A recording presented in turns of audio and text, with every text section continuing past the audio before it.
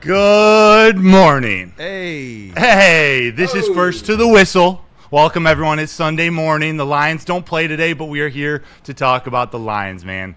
I don't know if you notice, I got a new co-host today. We're bringing back a little of that Woo Crew love. This is Brandon Kool-Aid Dent. Yeah. Good morning. Good morning. You know what? What? I'm fired up, man. We needed that. Fired up. I am. Why? Because I am on the desk with my guy, my brother, Matthew Broder. Let's go. No longer rising star, just a star, man. What up, though? What up, though? What's the dilly? Hey, you know what? I had to wear all black today for what we're doing. And it's crazy that we have to do this while the season is still going on. I know, but they're dead.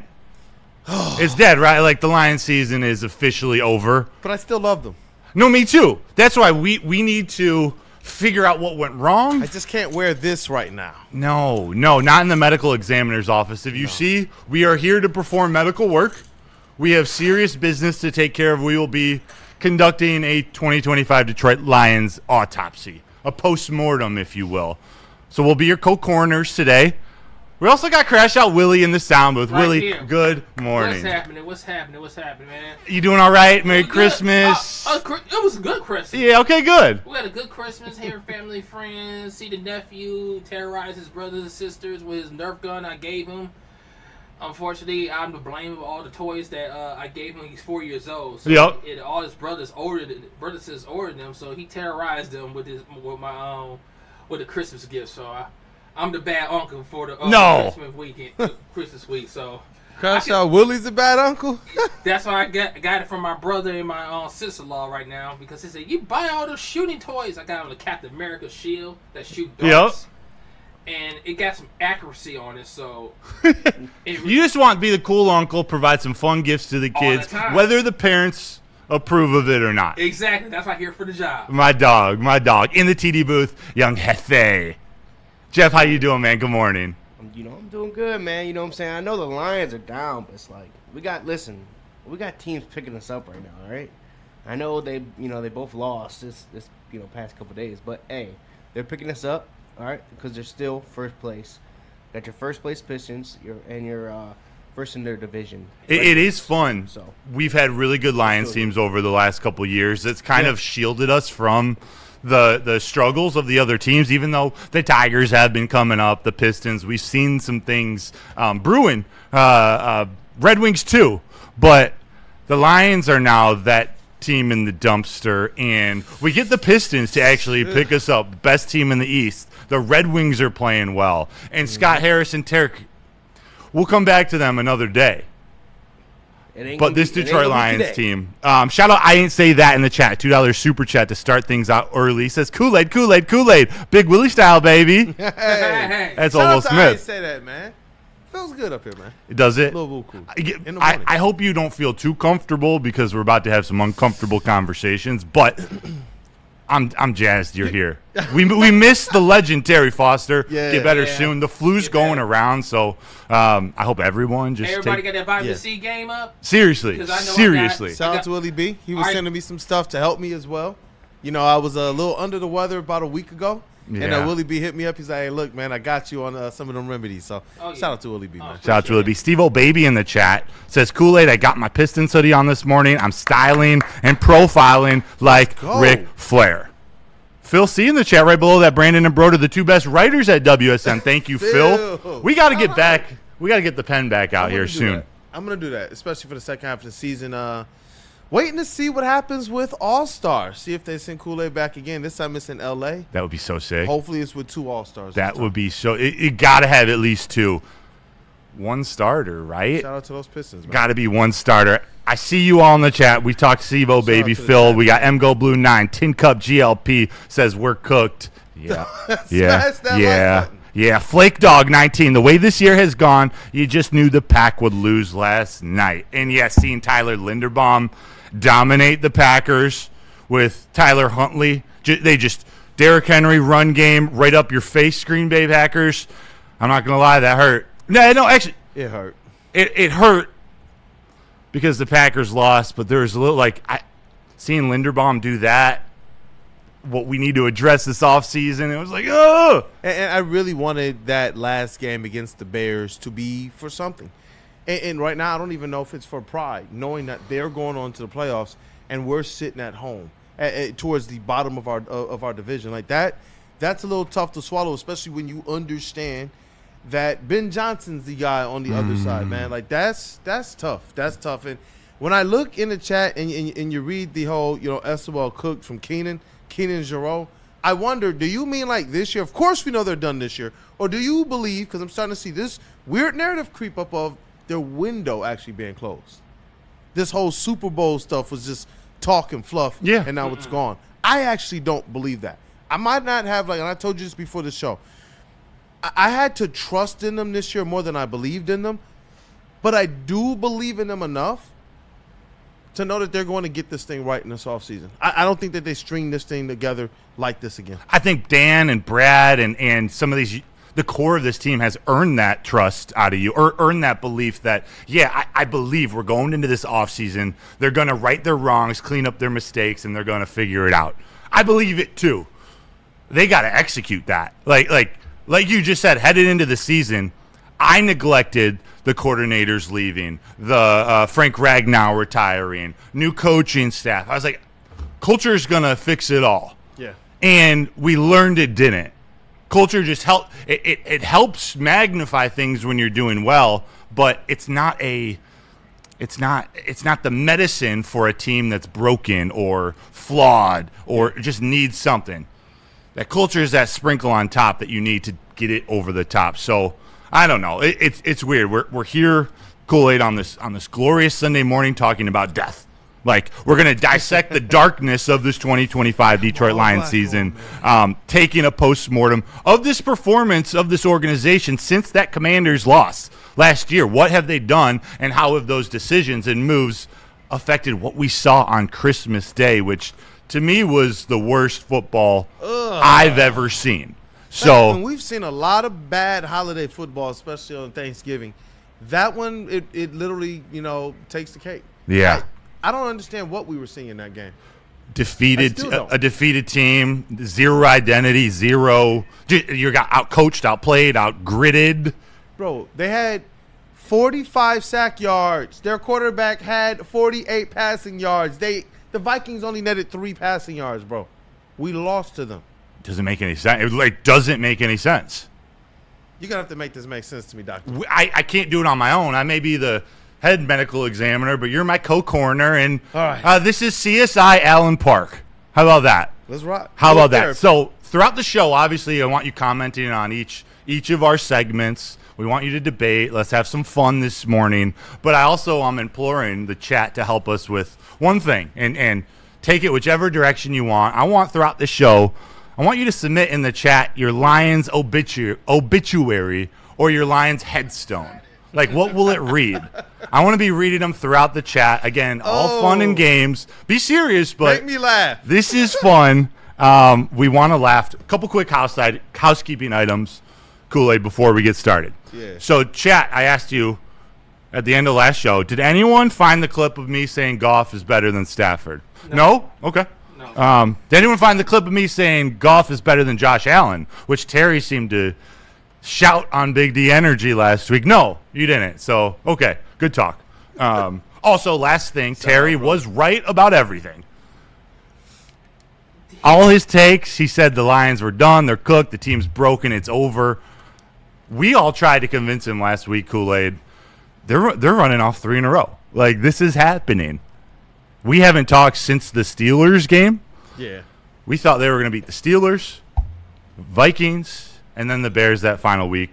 Terry was like laughing at us. I wanted them to. And I wonder, obviously, all Detroit Lions fans wanted them to go and rattle off those 3 straight because I just didn't trust the Packers, and I really don't trust the Bears. Mm-hmm. But in reality, I wonder how many of us actually trusted the Lions. So though we're speaking from our hearts, I believe if we could go back in time mm-hmm. and inspect what people were thinking, they're like, yo, the head is yelling down to the heart like, you know they're not getting this done. Have you seen them this year?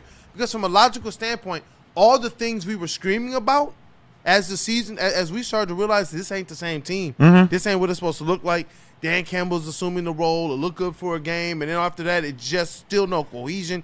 Your who we thought. I remember there was a time where ESPN asked, does Jahmyr Gibbs deserve to be in the MVP conversation. Yeah. Not just offensive player of the year. And after that, since then, it's like everything since like week 5 or 6 just fell off a cliff.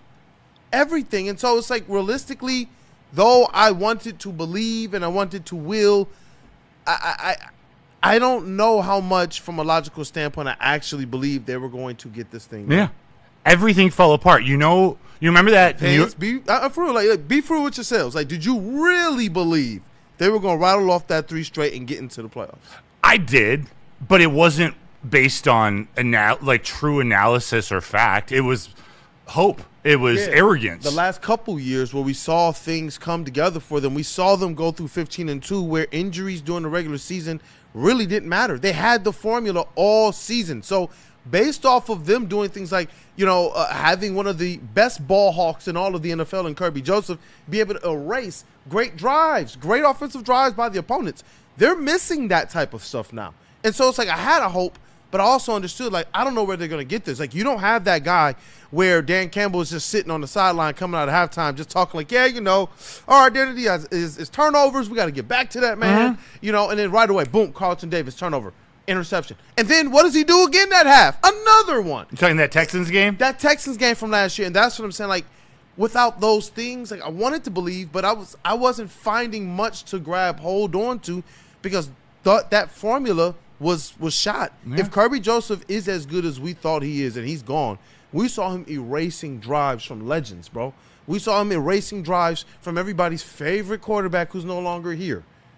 You saw how he looked, without Kirby back there. Those types of things, I don't know, man. It makes a big difference. So I wanted to believe, but the formula wasn't quite the same that allowed them to overcome in the past. And all in that, I hear players, I hear coaches, I hear it's from top to bottom, scheme, effort. I'm not going to question their heart, but like everything broke down from Dan Campbell down to Hogan Haddon, the long snapper, who was actually pretty damn good. It all broke down, and you brought up a point that I was thinking about. I believe they're the best team, if not one of the top teams in the NFL in third down scoring.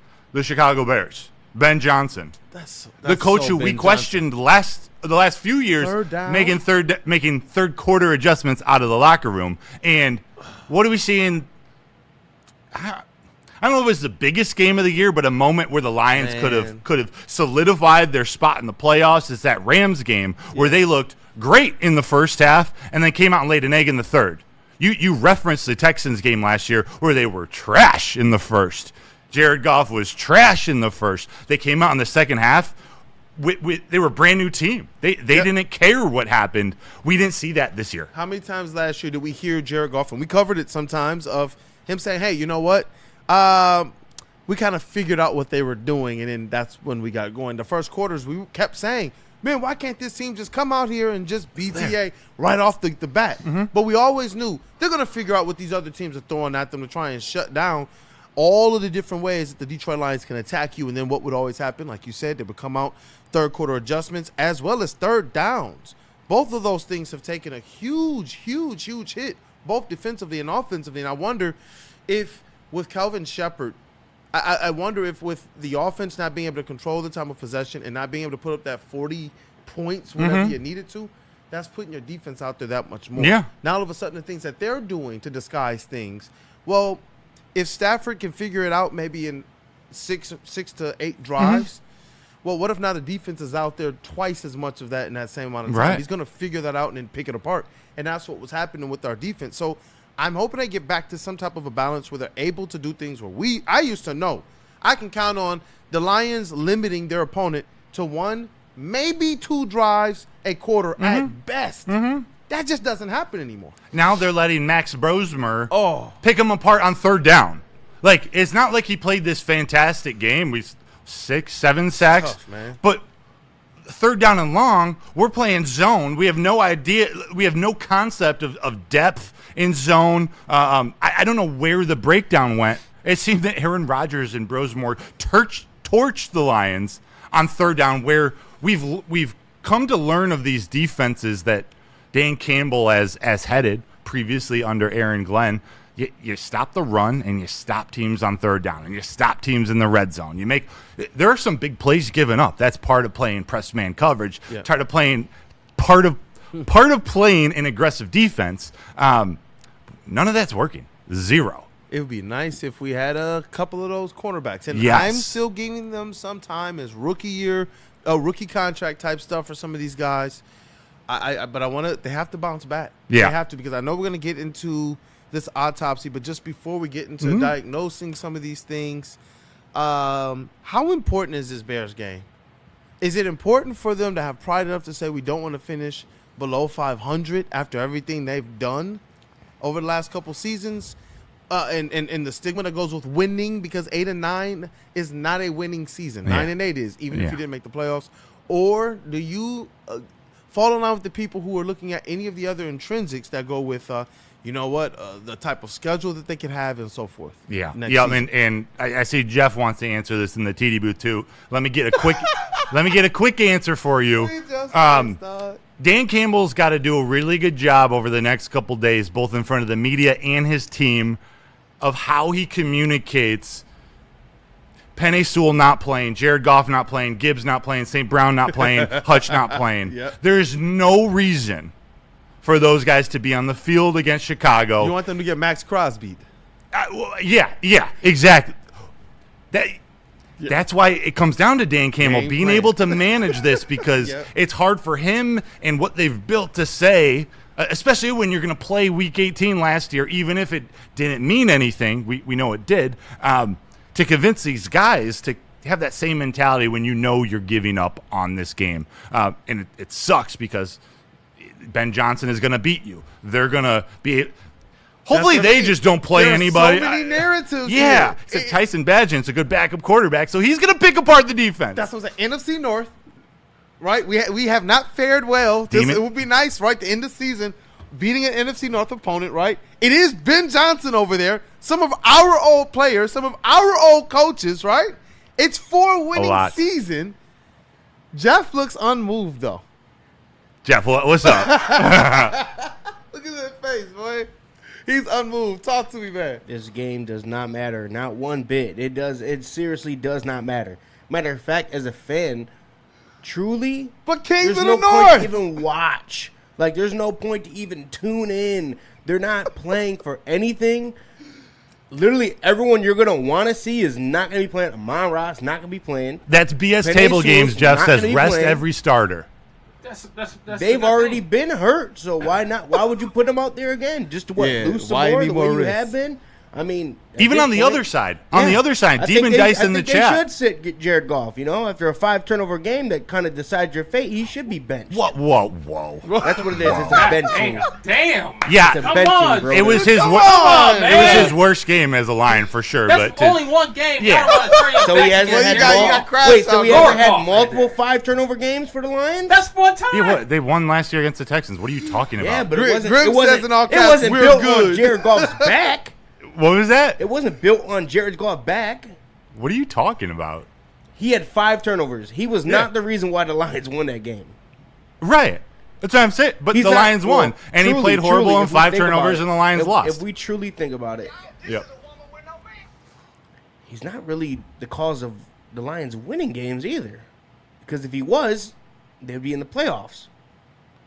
Because that's what You either got to elaborate with some details or some facts versus just the blanketed statements, Yeah. or 'Cause we do because got it's a couple team game. seasons if Jared Yeah. if Jared there- Goff is the Messiah that some people think he is, then he would have had the Lions in the playoffs. He would have found a way to get the Lions in the playoffs. Because I'll tell you with 100% certainty. when sometimes when a great quarterback doesn't have every single piece around him perfectly, they'll overcome obstacles that are in their way and lead their team to new heights, or up the ladder past the barricade that was set at. Because it's really what it is. It's interesting how the that Lions didn't team work. look bad. The offensive line looked bad.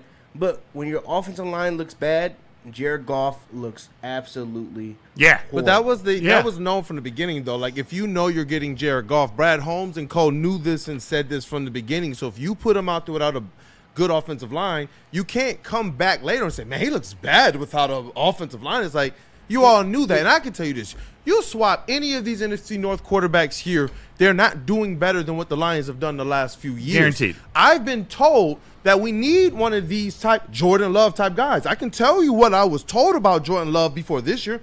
I was one of the few people here who was telling you guys, this guy doesn't pass the smell test. All the expectation, and he keeps failing and dropping it. And who did he drop it at the feet of? Goff the last 2 years. I don't. So if I'm just stating, we got all of these. We got number 1 draft picks in Caleb Williams, right? We got another one in J.J. McCarthy. We had Sam Darnold even put up a career year, still couldn't do anything against Goff and this Detroit Lions team.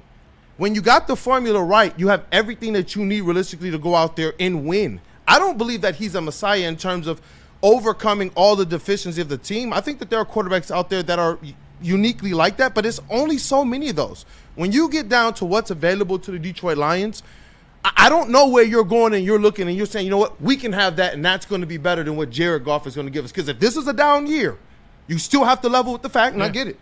You want to win. But this guy's down year looks like this statistically. You know what? Go into the offseason, bring me back the formula that you know can get us that offense that was cooking, and let's move forward. What's the biggest need of this team this offseason? I'm jumping ahead to the end of the autopsy real quick. Before that, Broder. Offensive line. Yeah. Before that, Kool-Aid brought up something very important. He brought up stats. Kool-Aid, do you remember we had the last Piston stream? Yeah. And we were talking about how stats doesn't show the whole picture. Correct. It shows some of the picture, but if you don't look at with your eyes, then you're not getting the full story. It depends You're on not which getting the ones you're full looking story at. on Jared 100%. Goff 'Cause we were unless talking you about literally three-point look shooting. with your 2 eyes and see what exactly he is doing when he's on the field. And Across that's all what 10 makes- seasons. You're saying Across, that makes it time Jared out. Across all 10 seasons that he's played. Yeah, the first Not just playoff 2 year, games. what was it? The first season that they made the playoffs, Jared Goff had one of the most perfect playoff runs you can have, and his team literally dropped the ball on him. You're sitting in the playoffs with Jared Goff right now. Literally, if a player literally just catches the ball, or if somebody doesn't allow for an interception to bounce off their face mask for a touchdown. You asked him to go out there and perform near perfect, which none of these other quarterbacks have had to do to win. We've even had super game managers win Super Bowls. Jared Goff has given you enough. This team has to step up and do what they're supposed to do as well. I don't expect Jared Goff to be Josh Allen. I'm not even expecting him to be the version of Jordan Love that people thought he was, that they thought Jordan Love was going to be. I'm not. I'm expecting him to be what we saw the first couple seasons. You get this guy a reputable offensive line like any quarterback out there is going to need, especially if they don't have the mobility, if they have some mobility issues, and you're going to have a good season. That's how it's going to go. Yeah. But let's look at these last 2 games. Could a mobile quarterback have made more happen than Jared Goff? Yes. Yes. Absolutely. 100%. But that's hard. No. Hang on. Wait. Why would you ever want to replicate those games? Why would you want to build your team around chaos, around what happens when things break down? You want to build your offensive line around structure, around execution, and around doing your job. When Jared Goff has a good offensive line, is he elite? Yeah, when he has a good offensive line. Yes. And What is the Lions' biggest? Ben Johnson. But hold on. That's garbage. Let's continue to move on. Because because you got to think about this. If stats aren't everything, someone's gonna have to tell me how is Jahmyr Gibbs running up games of under like 20 yards rushing? Either the offensive line mattered or it didn't. Because when it's for Jahmyr Gibbs, I hear one narrative about, well, we got to make sure that they can open up those holes for them. They got to make sure they can have a line regardless. Bro, and then to compound it, you lose Sam Laporta. Yep. To compound it, you lose a lot of your blocking on that offensive line, as well as from some of your skill positions. And then Jahmyr Gibbs is not doing the best job at picking up blitzes either. Like, that's what I'm stating. Like, if it's an offensive line for the running backs, why do we not understand? What have we said? And this, we've been on record. The one thing that's been a strength that we always knew had to be a strength was the offensive line. Every time we talked about what's the number one strength of this team, everybody in unison for the last few years was happy to say the offensive line. And every time we stated which one needs to stay, which one do we need to make sure we bolster, everybody said offensive line. Now they haven't done that, and we're just what? Man, dog, look at Jared Goff. Yeah. It's just like, Yeah. I don't know. So what's the biggest need for this Lions team this offseason? O-line. It's the offensive line. Does a mobile quarterback need an offensive line? Yes. Does Goff need an offensive line? Yes. We know Goff is elite when he has an offensive line. So you're going to build an offensive line anyway. Why would you add quarterback uncertainty on top of it? When the offensive line, it's the argument against Goff. He needs everything perfect around him.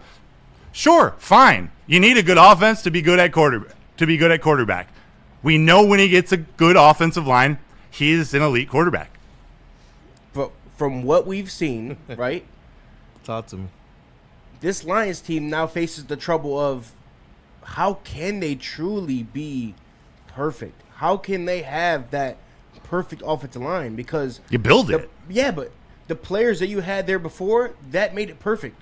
You had that time period where, yes, right, that's when Jared Goff was at his best, right, when he was going through that playoff run because they had that perfect structure in place. But now they're going to run into, well, now we can't afford these guys. No, they can afford it, and that's a different story. Yeah, they're running to the point where they can't because if you look, you got to pay Gibbs, you got to pay. They can. They're going to restructure. Pay Laporta. They're going to restructure everybody. They're going to be restructuring. Goff, St. Brown, Penei Sewell, that already opens up, I think it's $65 million. You could add another 18 with Ali McNeil. Neil on Big D Energy on Friday had an awesome segment, like the second hour of the show, breaking down the contracts and how to open up cap. But there is a way to add to the $14 million of free cap space they have now by restructuring Goff, St. Brown, Sewell, and other guys. But those are the big money. You can create $65 million in a couple weeks. And you're going to need it because you have to fix not only one offensive line position, but two. 100%. Yeah. And it's not just one defensive position. You need to. Yeah, but what turned it around for the Bears? You're obviously probably not going to bring Anzalone back, so you got to address that. Right. Then you have to address that, well, your safety that was your do-everything safety is now going to be out for a while because you might need to draft two safeties. That's a year. Mm-hmm. You might as well just say that's a whole year. So he's basically missed the whole season anyway. So now you have to draft his replacement because you can't just stick out the Legion of Whom again. That didn't work.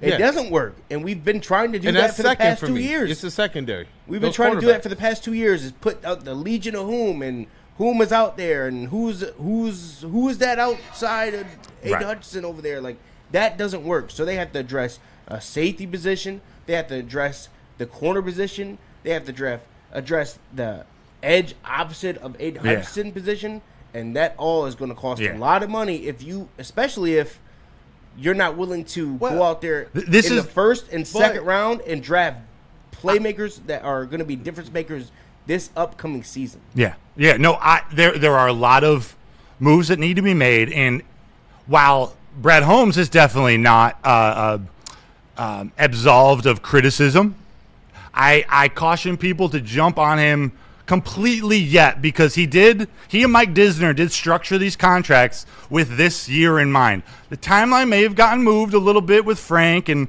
again, there have been mistakes, but there are outs to these contracts and ways to restructure to add high-priced free agent men. Like, you can't draft a center this year. There's not enough time to develop a center. You got to go get a man. You got to go make Tyler Linderbaum the highest paid center in NFL history to get him away from Baltimore, or another strategy on the offensive line to bolster it. But we will be talking more Goff. We got to start the autopsy from the top with a pronouncement of death. When it happened, we have to talk about it. But I want to take an aside real quick.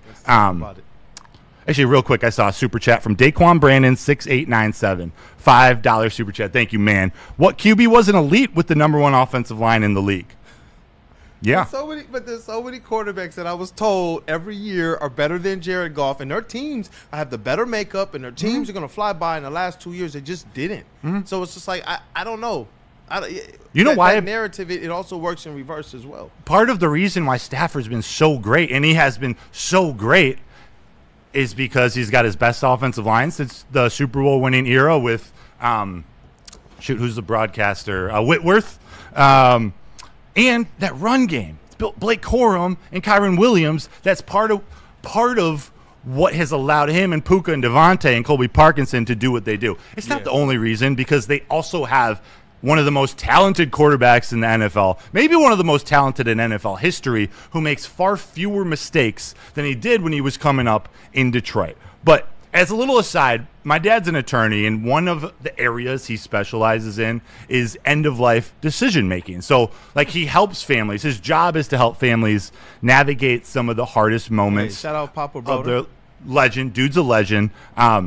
So when those moments, they turn from like when hope starts to turn into denial, you got to plan for death. I think that's what this Lions season felt like a lot. We weren't necessarily evaluating reality. We were bargaining with it. We were trying to buy time with hope, but we weren't really preparing for the worst. And I think Brad might have been guilty of that too. So taking a first look at this body that we're laying, this morning we're putting the Lions on the table. We're finding out exactly. Oh no! Super Bowl trophy there. There you go. Exactly what went wrong. We got to find exactly what went wrong, Kool-Aid, because if you don't learn how something died, we're doomed to watch it happen again. We're doomed to watch it die again. So, time of death, Week 17 versus the Vikings. That sounds so disgusting. I know. The cause of death, complications from multiple untreated or neglected conditions. So I think the Lions were dying before Week 17 and the Vikings signed the certificate. Like, when did this all start going wrong? When did they go into hospice? Yeah. When it began the season. The beginning of the I've been season. talking about it all year. No, he's on to Talk something. about it, Beginning Willie. of You've the been on it all season. year. That Terry Packers and game? Yes, beginning of the season. Terry and Sean Baligian predict that before the season started.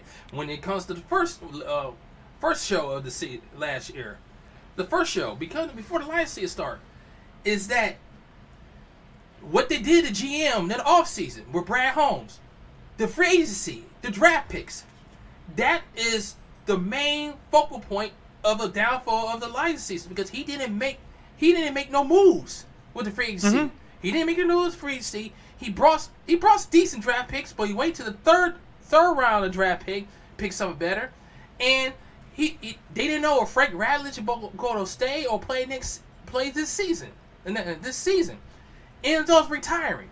So those are the three focal points before the season starts that's happened to the Lions. Yeah. And of course you lost your coordinators, but that Ben Johnson, it did expose the Lions offense. Yeah. Factology 1012 in the chat. When Branch went down, we no longer could make up for the bad And the defense. D-line. Ragnow's untimely retirement, says Cherry Bonds bail. Yeah, that sucked. And the air rusher. And the air rusher. Look for air rushers. Yeah. We was trying to sign. Lions tried to sign Myles Garrett, but he ended up resigning. You know, when Myles Garrett would give Aiden Hutchinson a partner in crime in the linebacker field for help on the offense, that make the defense scarier in the NFC North. Yeah. So the moves they gotta make, they gotta gamble. Dan Campbell, understand? Show me that dice. Man, Show me you gotta that. shoot. Give me sevens, motherfucker. Give me Shoot it. sevens. Give me what? Myles Garrett? Got snake eyes. We gotta make moves. Brad Holmes needs to shake the dice. I'm the GM. Shake the fucking dice. Give me a 7 of the free agency. Marked Royal 4186 in the chat says not re-signing Carlton Davis. Crash There out, you Willie. go. That was epic. Bro, that irked me, and I feel like we talked about that. But that irked me, man. I wanted Carlton Davis here. He was talking about wanting to be here. He was on everyone's podcast talking about Dan Campbell. But the one person I didn't hear him talking about was Brad Holmes. Yeah. Maybe these guys need to make sure they include Brad Holmes in their comments when they go around. Yeah. But, when you talk about Brian Branch being one of those guys when he went out that kind of changed the trajectory of the season, or when you knew it was over for me. And I said this on the Braylon Edwards Shep show. I thought it was when Sam Laporta went out. Before they played a game without him, when we were previewing that next game, and I forget which game it was, I asked, towards the end of the show, I said, hey, hold on, guys. We were talking about how uncomfortable the Lions had looked to start the season on offense. They couldn't really get things going to start the game. Then all of a sudden, it was a Sam Laporta show after a few games. And the offense looked a little bit better in those first quarters, even though they figured the defense figured them out after that. And that was, to me, where things changed. I do believe, and I agree with Jeff as it relates to, they got a lot of things to fill. But when that offense can control the time of possession, when that offense can score and get you 30 to 40 points whenever you need it, like they were able to last year, that makes a huge difference. A huge difference. And when you lose Sam Laporta, who could contribute in the blocking game as well as in the pass game, and he was catching touchdowns during a little stretch of that the season before getting injured, I thought that was just a huge blow to a team that was already struggling with not the best of times on the offensive line. Yeah, but even then you could see them, while inconsistent and it didn't always look right, they found a way to have a bounce-back game or a bounce-back quarter or, a drive where they could let Jahmyr Gibbs run wild, and they made it happen. It all seemed to kind of fall apart at the end. And to kind of piggyback on Jeff made a good point earlier about stats. They're cooking up, man. You can't just drop stats on people and have the stat make your only point. This Lions offense was near the top of the league in points scored, and we're talking about this high-powered offense, but it doesn't tell the whole story. Like, they weren't controlling the time of possession because they didn't have a run game. Like, they were scoring points because they have such great weapons, and they would have these explosive runs and explosive plays to J-Mo and Tesla and St. Brown and Gibbs. But that gets you the points. It doesn't control the game. They were scoring the points last year and the year before, but they were doing it methodically. They were doing it with long drives. They were doing it in ways that sucks the energy out of the defense and thus sucks the momentum out of their offense. And they just stomp on their throat, not in a way like the Vikings made the Lions looked on Christmas Day. They stomped on them in a much more demeaning way of like, here, we're not doing anything special. We're just going to be bigger, tougher, stronger, and move you that way. You want to go through me, I'm going that way, and there's nothing you can do about it. And when you talk about the scoring, the stats don't tell the full picture as it relates to these Detroit Lions, because in their 3 biggest games, they scored 13 points or less. Three biggest losses, in my opinion. The opening season game against the Packers, they only scored 13 points in that loss. When you skip ahead to the Eagles game, they only scored 9 points in a 16-9 loss. And then you go to that Vikings game, that like one of the worst games, I think the worst game I've probably seen in the expectation era underneath Dan and Brad. They only scored 10 points against Brosmer and an offense that netted 3 freaking passing yards. Bro, unacceptable. They had I don't understand this. Like, and Jahmyr Gibbs only had 5 rushing yards. Like, the running backs combined for like 19 yards more than Jared Goff, who had -1 rushing in that game. I still can't wrap my head around everything that we saw in there. And I'm glad that stats don't tell the whole story, because if they did, woeful was that game. Yeah. Like, seriously. Yeah. But I don't know. I do believe that they were able to fatten themselves up against some of the, in the beginning of the season, 52 points against the Bears team, still trying to find themselves, 38 points against the Ravens, 34 against the Browns, 37 against the Bengals, and then they just kind of fell off a cliff after that. Yeah. I think that week 1 was a warning that I didn't see. I chalked it up as they didn't do anything in preseason. They're figuring it out. And then the 52 points week 2 is like, okay, they're good. And then the Ravens like, okay, not everything's right, but they're going to be fine. They got the juice. The Eagles' loss to me is that fatal injury. I didn't know it at the time still, but it was, we should have seen the blood start dripping out and death was coming. Everything after that, I'm going to come to you, Jeff. Everything after that was organ failure. Like, the Cowboys game, the surge, like, someone goes through a traumatic injury. They have, like, a moment before they die where they're up and they look great. They're all joyful and then deceased. I think that's a Cowboys game. But everything after that Eagles game was kind of death. Is there anything that stands out to you, like, of when this season was actually over in your eyes? For me, it's when you see Kirby Joseph go down and you're not clear on what he's dealing with, if he's going to be back. They're playing this if and what game. He never was put on IR. Something should have told me at that point, where when you're losing a guy was arguably the best safety in the game, and you got backups going in there that are coming off someone else's practice squad, like, we should have known then that this season was going to be cooked. We should have known then that there was no way that this defense was going to be able to stop anyone.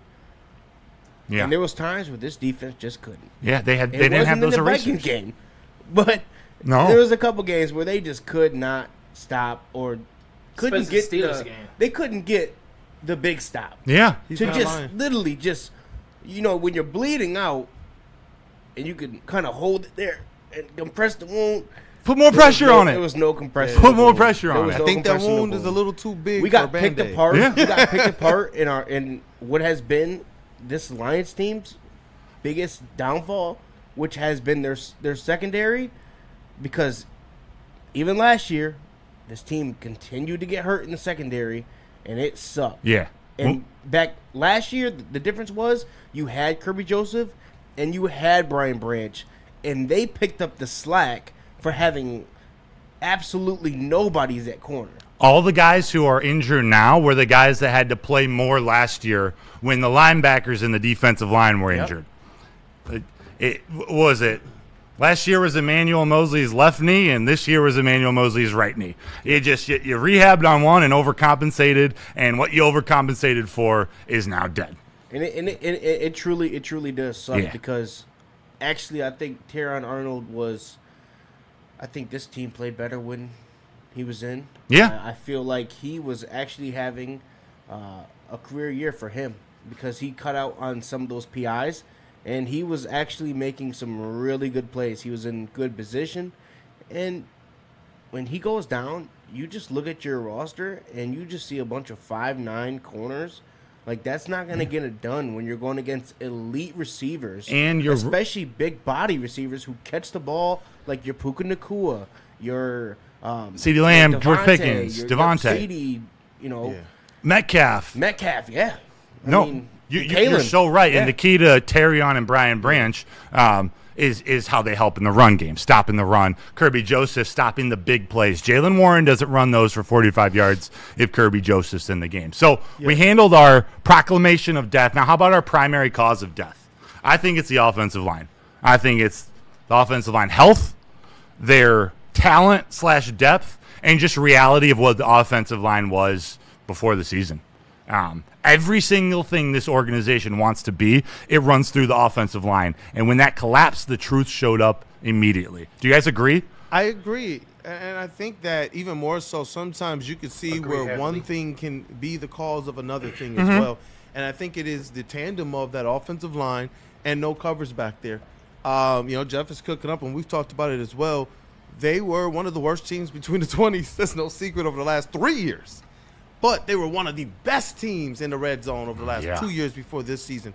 And when you don't have that eraser who forced everything else underneath, that's why you had a whole bunch of 5'9" cornerbacks that can run around and heat seek, because you knew that you got the guys in the back to take care of if they tried to throw. And it seemed like quarterbacks just started saying, you know what, I don't know how we're going to throw against that safety, those safeties. And it forced everything underneath. So I think it's a twofold. If you're looking at both sides of the ball, it's the offensive line, but I also believe the inability to really come away with the big turnovers and force things away in that red zone is huge. Yeah, Grease Monkey 7224 in the chat. Our season for sure began its decline when Kirby was injured, and the offense started falling apart heavily after Laporta got hurt. Laporta was a scoring threat, first down machine, and blocking threat. Yeah. Couldn't agree more. Focusing on the Lions' offensive line is the primary cause of death, not the only. Primary. Like as we get there are other complementary complications that lead to death, but I think because the offensive line has been this Lions' identity, when that was gone, death was coming soon. Like, I don't think the Lions necessarily lost their identity this year, although they lost it at points and in games. I think we learned, though, how fragile their identity is. Like, Ragnow gone affects so much more than we thought. And I thought we gave him flowers, but didn't realize how much of a ledge drops off with a veteran, Graham Glasgow, or some touted rookie. They didn't really have a plan at center, which is part of, I want to say, number 5, where we talk about coaching and Brad Holmes. But nonetheless, we learned how fragile this was. When the offensive line failed, Jared Goff failed, run game failed, the defense failed because you aren't controlling the ball. Exactly. Yeah, and the defense is on the field that much longer. And Now, the things that Kelvin Shepard is cooking up for that week, all of a sudden, by the second half, and that other team has figured you out, they're gassed. They're tired. The Lions' offense isn't picking up the big third downs. They're not picking up the big fourth downs even. They're not getting those scores that we used to have. How many times over the last couple years, not this season, do you remember the Lions going into fourth down territory and scoring? That it seemed like it was like, oh, I can bet on this. Yeah. It was almost as if, hey, Caesars, lock that prop bet. Clear that off your books because this is a given. It's a gimme every single time. But this year was the one where it seemed like game by game by game. And correct, let me know if you felt the same way. My confidence was waning more and more and more. It was like fourth down. I was like, whoa, no, that's not your identity. That's not going to work. Not this year.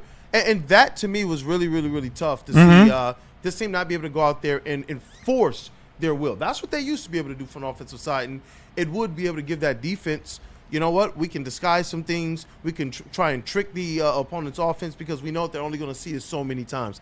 And you know what? We knew that this team was able to go and ice the game away having the ball last. Yeah. And it was just like seeing those things go where you said it earlier, they were kind of getting pushed around, a little bullied in some of these games.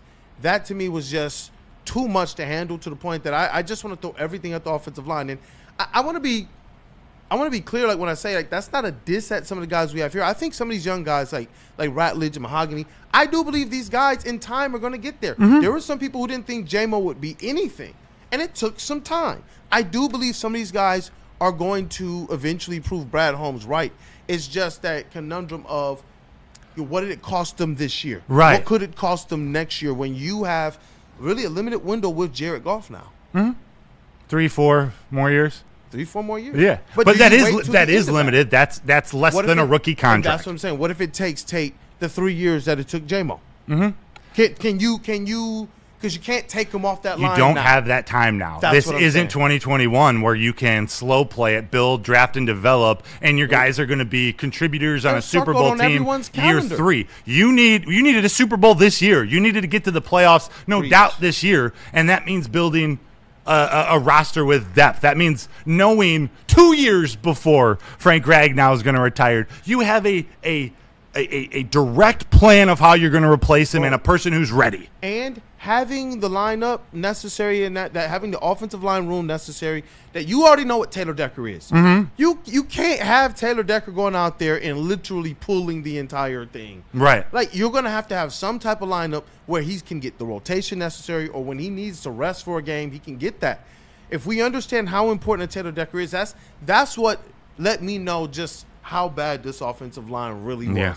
It was like this guy's having to go out there and literally at this stage in his career run himself all the way into the ground when he can't really get back up after that. Yeah. That's you can't at this stage. If Taylor Decker is on this team, I know what he's going to bring from a competitive standpoint. But if you're not putting that man in his best position to win a Super Bowl, but you're asking him to go out there and give everything, that's just a little tough sometimes. It is. Mid 313. Fixing the trenches would mask some of the other issues like the secondary play and run game. Facts. Daquan Brandon, 6'8", 9'7". Everybody wants to talk about the shit we can't control. What about what we can control? How many times have we seen a back jump St. Brown route because they know exactly who Goof throwing to? We are going to talk about the shit we can control, but you are right, especially these last games.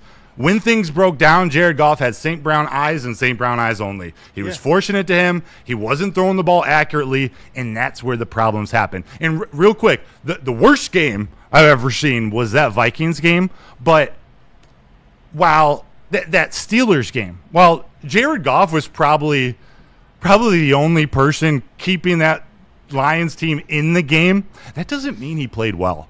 His stats were pretty good. Doesn't mean he played well. To me, that game reminded me a lot of the Commanders game last playoffs. The only difference is the Steelers dropped the interceptions. Jared Goff was forcing balls he shouldn't have. He had some really good moments, but when it came down to it, he was forcing balls he should have. There should have been like 3 or 4 interceptions that the Steelers dropped. Again, the stats at the end of the game don't look that bad, but he didn't play well against the Steelers. Nobody did. And that's where when you're talking about trying to diagnose this thing, there is always, when you talk about getting those big bucks, I'm sorry, and you're the quarterback, we can't reverse what this thing has always been. The buck stops at the feet of the quarterback. So he's going to take a lion's share, no pun intended or pun intended, of the blame. Yeah. But I do wonder if we underestimated the effectiveness of a Ben Johnson, because one of the did. calling cards of this team does. I did. was that they didn't string together. Let me put it this way: they didn't string together not just back-to-back losses. They didn't string together back-to-back bad games, Right. which is different. It wasn't like they were like, "Oh, we're going to go and play a bad game and squeak out." No, this year you could tell, even though early on they were win the game, lose the game, win the game, lose the game. Amon-Ra stepped down and said, "Bro, we're not playing good.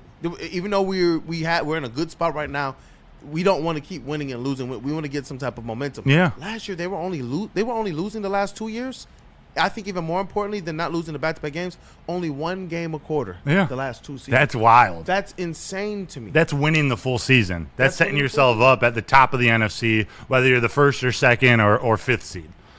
And, and when I'm looking in the chat and I'm seeing everybody effectively going in on Goff, that's where I say, look, we put the blame there. But when you look at Ben Johnson, he had them ready. The reason why I rattled off those stats is because these guys didn't look bad in back-to-back games. It was almost as if Jared Goff had things figured out. Jared Goff set interception, less streaks, right?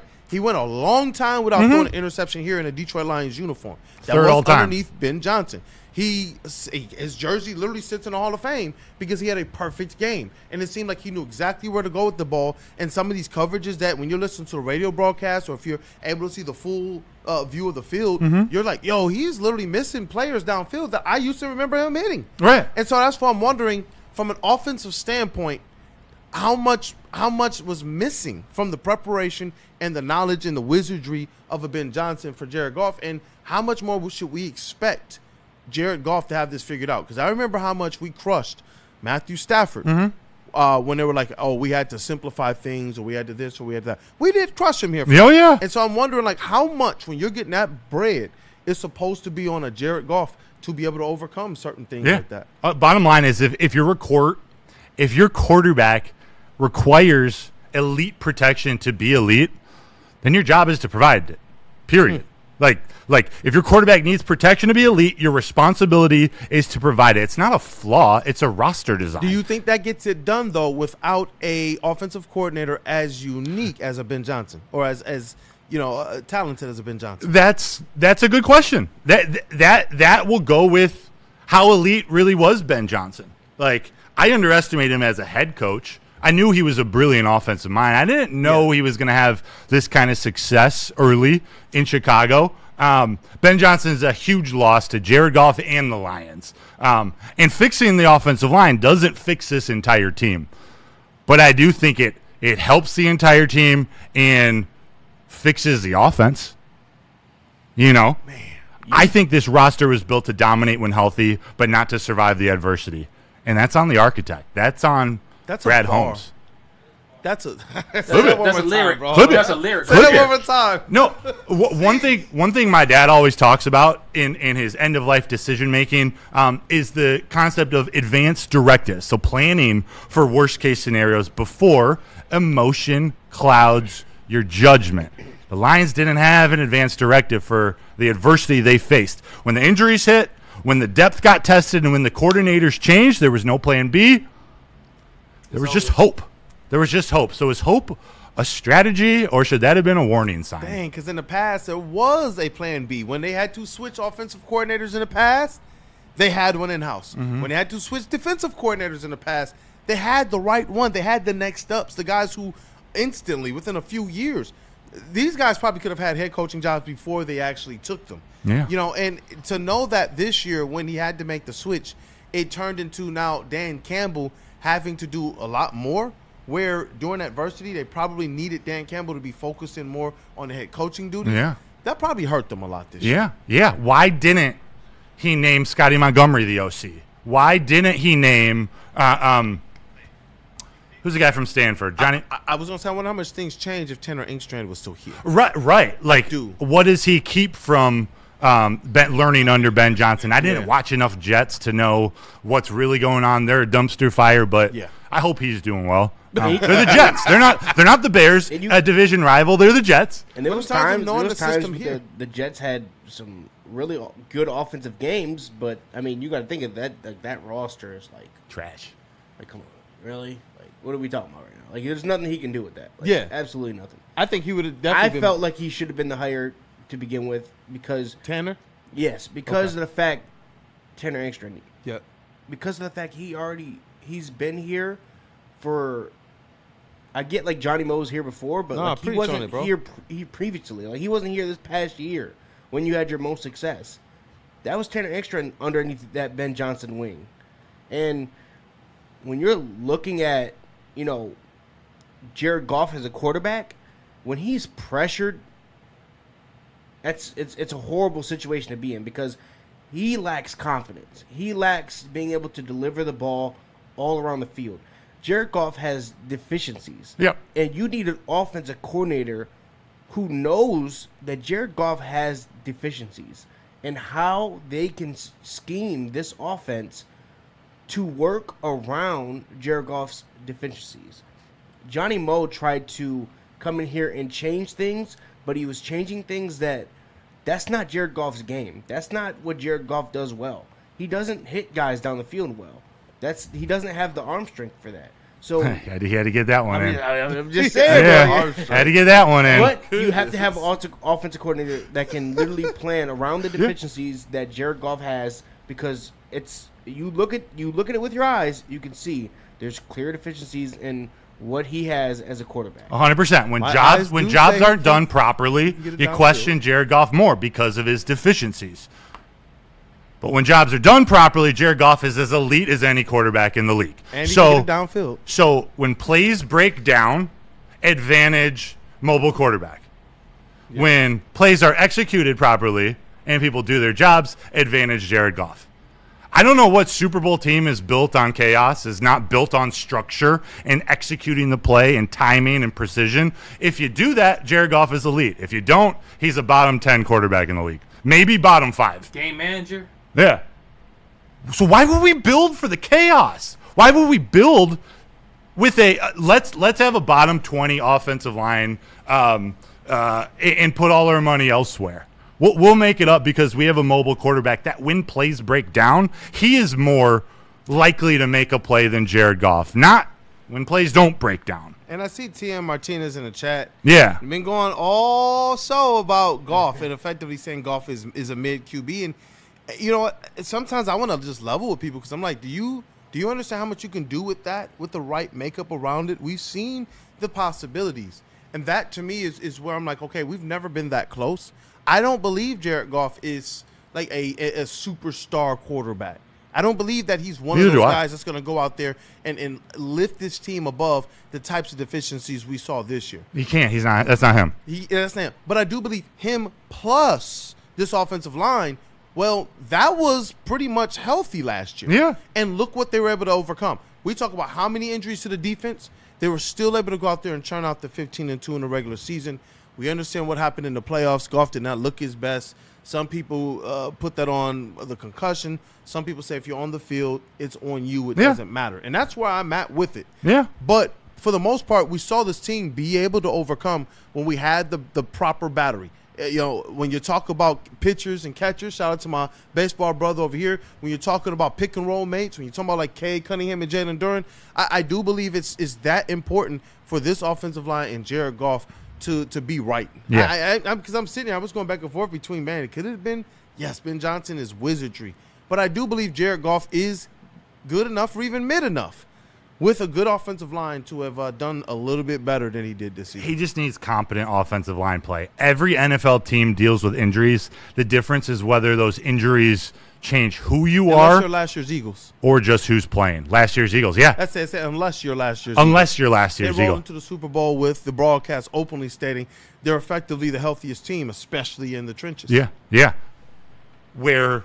And easy, and I don't know if you. I'm assuming you're on this side of it too. It's a good point of you look at the Chargers and their offensive line is beat up probably more than the Lions, but Justin Herbert has the tools and the skills to be able to not just make up for that, but keep them as they're in first place. They're going to win their division. They're not going to win, but they're going to the playoffs. Going to the playoffs. Yeah, and see that's the thing though. It was all set up for them to win a division. Though. That team is reverse their record if Jared Goff is their quarterback. He wouldn't be able to get that what Herbert is getting out of that team. But let's also reverse. Harbaugh and the Chargers aren't going to say, "Oh, we don't need Rashawn Slater and Joe Alt." Like, you want to build a good offensive line. I mean, if they had those guys, that team would. Dude, that team would be sick. That team would definitely be first in their Super Bowl division. favorites. Goff did go out there and air it out could- against Justin Herbert in his own building. Yeah, too, though. yeah. No, Outdoors. that's what I'm saying. Like, you put the right you put a good offensive line around Goff, he can play with just about any quarterback in the league. You don't, he's bottom 10, bottom 5. Justin Herbert can play with any quarterback in the league. Your offensive line fails. Yeah. He's the type of player that can Still lift makes some his plays. team more. Yep. Both teams are still trying to build a good offensive line. Yeah, that's what I was talking about there, right there, Dr. Broder, is when things are troubled, you can't look to Jared Goff to pull you out of the depths. Correct. He's not going to, like, if you're in a pool and you're sinking, you're going to drown with Jared Goff. You're not Justin Herbert or other elite quarterbacks, they're going to find a way. Sometimes they find a way.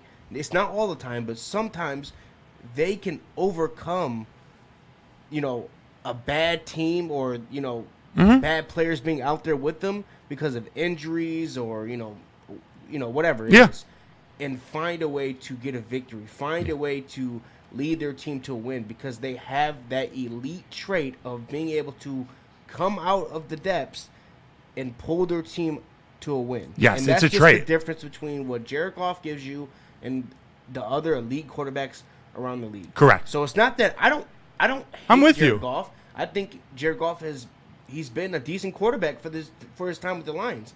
But when I look at it and I examine what he does as a quarterback, I am a little bit frustrated. I am a little bit scared to say, like, he doesn't drive the ball downfield. He misses a lot of open guys. I see a lot of times when there was Tesla or JMO open, and he was too scared to let that thing loose. And that was a lot of the issues that I have with him, not just mobility. You talking about this year or the previous? Yeah, I was going to 2 say years? that is this year. maximized in the last few because weeks. I think Ben Johnson was, like I said, offensive coordinator that knows the deficiencies of his quarterback and plans around that. I think Ben Johnson did that. Okay, let's to a high level. also pause on the just knows the deficiencies of his quarterback. Also knows what types of weapons are around for that quarterback to deliver the ball. Yeah. And over the last 3 years, J-Mo's had a phenomenal 2025. Over the last 3 years, your two most reliable pass catchers have been Sam Laporta and Amon-Ra St. Brown. Where do they do their work the best? Over the middle of the field. Not past 15 yards, not past 20 yards or 25 yards, over the middle of the field. Jared Goff, Ben Johnson, whoever you want to give credit to, is getting it to his players where their strengths are too. Yeah.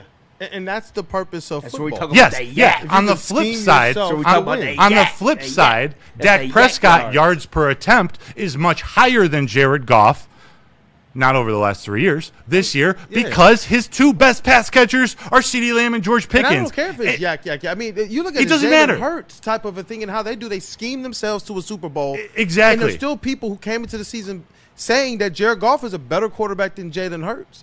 And that's what I'm saying. Like, I don't care about the yak. And If you have a formula to give yourself a best chance to get to a Super Bowl like they did that first season, then what's the problem? Let's continue to replicate that. Kool-Aid, The problem is coming into this season, they just didn't do the necessary to replicate what they had that first season. You brought up a good point because will I sit here and say Jalen Hurts is among those elite quarterbacks? No, because what he does with his legs, the opposite can be said for what he doesn't do with his arm. So therefore, I don't think he's one of those elite quarterbacks, as far as like your top 10 quarterbacks who, are that elite. But the Philadelphia Eagles do something every single year, and that is they will draft and they will sign free agents to make sure that their team is going to go at, not only do they get after the quarterback and stop the run, which this year they have struggled and it reflects in their record, but also their offensive line has always been good. And that's something that the Lions need to find a way. Brad Holmes, we're looking at Brad Holmes, the one who didn't make any moves. He's just sitting there. The architect. And we want moves being made, and we are letting other teams make moves. We see Howie Roseman going out there. And I don't care if it is Jalen Phillips and going out there trading that third round pick. I mean, you traded 2 third-round picks for Isaac Tesla, so it's like, what? Is that not possible? Like, No, I'm just saying, like, so we got to look at Brett Holmes when we talk about stuff like that. About coming up. Like, You're right on. You're spot on. And I That's wonder him to how blame. Spot on. And I wonder how much the running quarterback narrative would help Jalen Hurts if that offensive line wasn't the number one and he was running for his life, rather than having the opportunity to sit back, look, and then a defense is tired, they break containment, and he can just take off and run. I think that makes a huge difference. And so it's like I'm appreciative as a football fan that he can make those types of plays, but they did a lot to put a lot in those trenches to protect him. And if you're telling me that you're going to do that for a Super Bowl winning quarterback, why would we not do that for Jared Goff, who I will sit here and openly admit he's a good quarterback, but I don't believe that he's a superstar. He's not above those top-level guys. He's just underneath. I think his peak is one of those guys who finds himself top 5 MVP, number 5 in MVP conversation last season, and it's really a tip of the cap because they had a great regular season despite the injuries, and that offense did a lot to carry it. And that's where I'm just like, man, they have to do something to get this back. Now, if we're expecting Jared Goff to go out there and beat Josh Allen, then I don't expect that. And another thing with the running, how often, even though these players can break containment, get outside of the pocket, get outside of the pressure and make a play, how often is that going to happen? How much success are you going to have on a consistent basis? Because I promise you this, if you can set up an offensive line to give Jared Goff the time that you were able to manufacture the last 2 seasons, that's more consistent and more sure to actually work out than a quarterback running for his life. Yeah. The thing with Caleb Williams this year, he got more time to throw this year. Last year, you looked at the running quarterback running for his life. This year, it was a lot more variation to the offense, a little bit more protection for him, and you got to see this guy, honestly, as a running quarterback, not look like a chicken with his head cut off for once. Yeah. And you know And what? I hate saying this, Here, but Ben Johnson helped him. Yeah, 100%. And what did he do? He went and signed some of our cast-offs for offensive line. You talking about going into the offseason and doing things, Jeff. He went there and he went and attacked the trenches and brought in some players that he thought could help this team. Man. Seeing DeAndre Swift and Kyle Monangai have success running behind Jonah Jackson hurts me. It hurts me. Jonah Jackson was our cast-off who signed for too much money with the Ben Johnson got Ben Johnson. That was way too much money. And the Rams are 100%. But so I definitely And don't. Swift I definitely signed for don't too want much him- money, too. I definitely don't want him, back for that type of contract. You're right. And there's a reason why he did get, traded and. Oh no, I love that we didn't retain him, but I'm saying seeing It Ben does Johnson suck. pull It that does out of suck. And him it's- and DeAndre Swift, who both are overpaid, but maybe don't look like it this year because they're performing. You see let me see factology in the chat. You might like that his last comment. What, Stafford and Megatron wasn't enough? Yeah. Basically saying multiple they weren't OCs enough and either. coaches. Yeah. I don't want to have the Stafford conversation. Remember that because I'm just saying, I don't think people who might not remember the Stafford era that well, they cycled through offensive coordinators. They had to there was no they said stability. dumb things down. You remember the Steve Lombardi? Mm-hmm. You remember Jim Bob Cooter? Yeah, Jim Bob Cooter. Others, they kept bringing in offensive coordinators and saying, we'll fix them, and it was interceptions at the wrong times. The ways that people talk about Jared Goff right now are the exact same ways that we talked about Matthew Stafford. Yeah. In the games, the turnovers at the wrong time, and obviously he could push the ball down the field, but he also had a Megatron in that regard too. But it is just an interesting thing. And it's nothing new under the sun. It's actually a pretty interesting thing. Is what I see a lot of what Matthew Stafford was early in his career in Joe Burrow, and a player that can literally put the ball any place on the field. Are you trading Hutch and Goff for Joe Burrow, as somebody in the chat said earlier? I'm sorry if I missed it. Is that what you're trying to get at? Don't. Oh no! Contradiction right there, buddy. Contradiction. I see where you're going. I see where you're going. Burrow, I think, a little more accurate of a thrower, but I see what you're saying. Burrow without his he just can't. He's beat up. He gets crushed. Yes, look. He throws it up to Jamar Chase. If you look what Burrow is going through, it is not Joe Burrow needs I thought Zach Taylor should have been fired, and the Bengals should have made Ben Johnson their number one option. They should have gave that man as much money possible to come over there, and because if you get a a QB like that under a coach, an offensive mind like that, and an offensive line. And make sure you include and an offensive line because Joe Burrow needs it perfect too. And one of the Bengals Jared Goff actually plays in all his games. And Joe Burrow? Yeah. That might be Jared Goff's superpower that he somehow stays healthy, not good. And one of the things about what Matthew Stafford dealt with the Lions is not having stability with your GMs, You're right.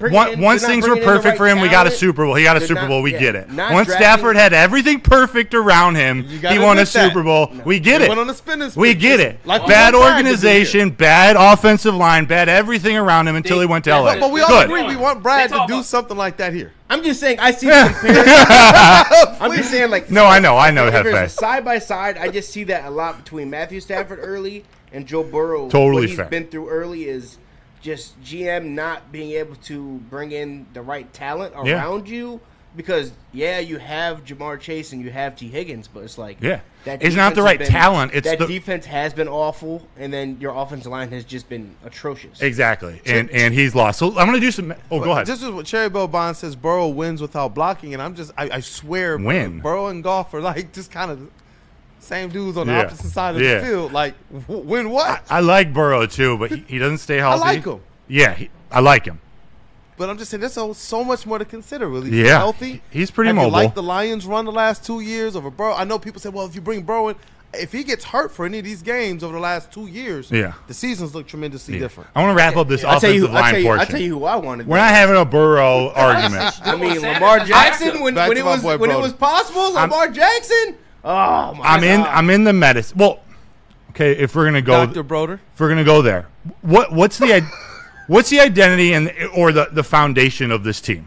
Right, the trenches, the run game. Wait, what'd you say? Right now they don't have one. I know. Right now they got nothing. Right? Yeah. But what is when they're at their best? What is it? It was the trenches. They dominate the trenches. They dominate the time of possession. That's something that they hung their hat on. Right. The trenches, run game, trenches. Grit, resilience. Quarterback is Jared Goff part of their identity? No, I'd say no. The identity is not. It's not. The grit is the okay. No, it's a yes or no question. No, it's a yes or no question. Secondary to what we all know it is, and that's that trench work, the offensive line. We all know that. We've all said it. What's the identity of the Chiefs? It's Patrick Mahomes. What's the identity of the Bills? It's Josh Allen. The Ravens, Lamar Jackson. We know it's Josh Allen. He came into our building and literally was playing 500. I don't know what y'all call it out there, but he was out there playing backyard football. Our defense was literally creating the pressure, and when you talk about those special quarterbacks that can there's not many. He's one of the few, maybe one of 2 or 3 that can consistently be pressured and still dot you up. Yeah.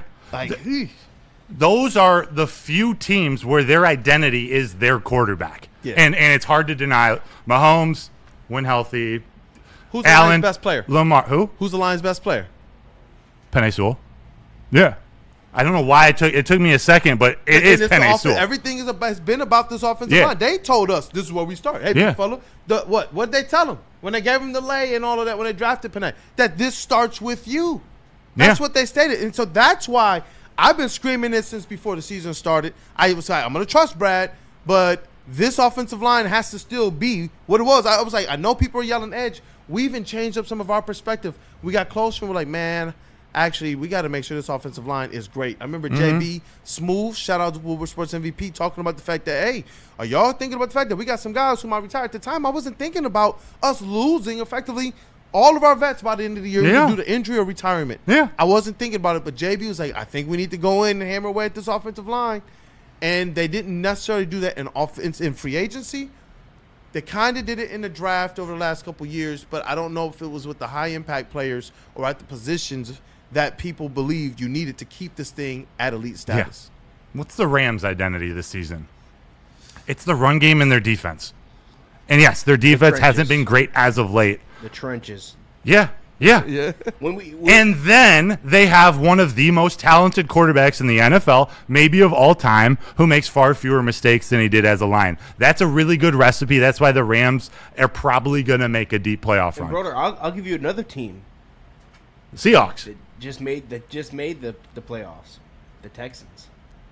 Dude, When it's not the offense, and when it's not you C.J. look Stroud. At that defensive line, they are. I mean, that is by far the best defense in the league. They're scary. They are absolutely scary. They have 2 guys over 11 sacks. That's insane. Daniil Hunter and Will Anderson. Will Anderson. Yeah. No. Those 2 get after the quarterback at an elite level, but they are also really good football Yes. players. Like they stop the run, they do it all, and that's the type of that's what I want to see from the Lions this offseason as we go into this. You have Aiden Hutchinson. That's your premier edge. You know, you paid him already. We're getting into defensive line coming up here in 2 minutes.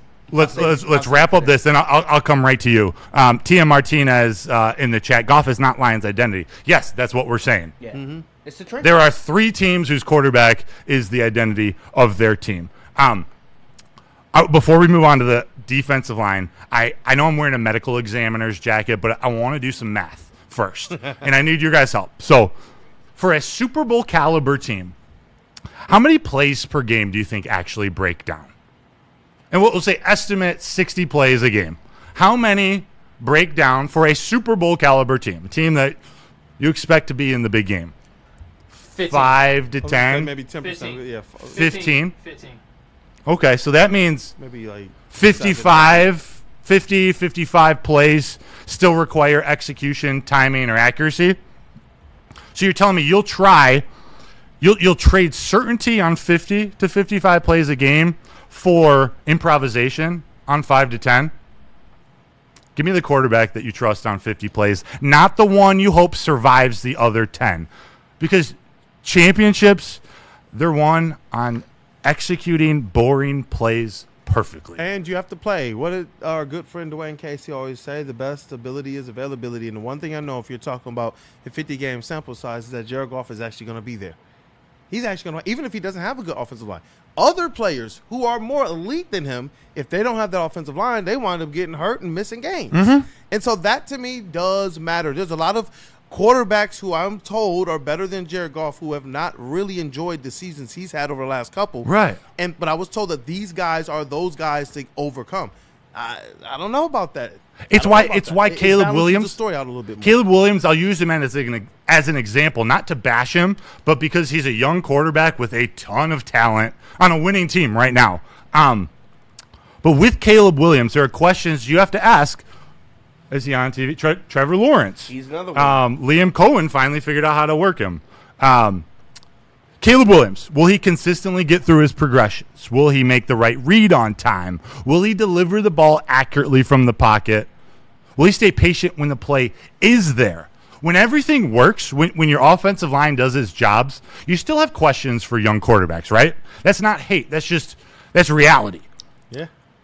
When jobs are done properly, let's talk about this. Jared Goff, he reads coverages correctly, works full field progressions, delivers accurate on-time throws. He operates the offense at an elite level. He's an elite game manager. Whatever you want to call it, he does it really well. You know exactly what you're getting. Yep. When those jobs aren't done properly, for Caleb Williams or any high upside QB, he might escape. He might create something special. He might miss reads. He might hold the ball too long. He might miss throws. He might turn chaos into a disaster. He might even get injured. I don't know. A lot of mobile quarterbacks these days I see getting hurt because they're taking more hits. So when things break down, you question Goff. I get it. I'm in agreement. When things don't break down, when things break down, you don't question Caleb Williams as much because that chaos is already built in. It's part of his game. But when things are done properly, that's where you still have questions for Caleb Williams. Is he going to make the easy throw every time? Is he going to be accurate? Is the play going to be executed perfectly? Yep. Those are the questions. He can do more when things break down, way more than Jared Goff can. But when plays don't break down, is Caleb Williams going to be that guy? That's what he still has to prove to me for me to believe in the Bears next year. Yeah. He's developing. He's looking better throughout the season. I need more from him.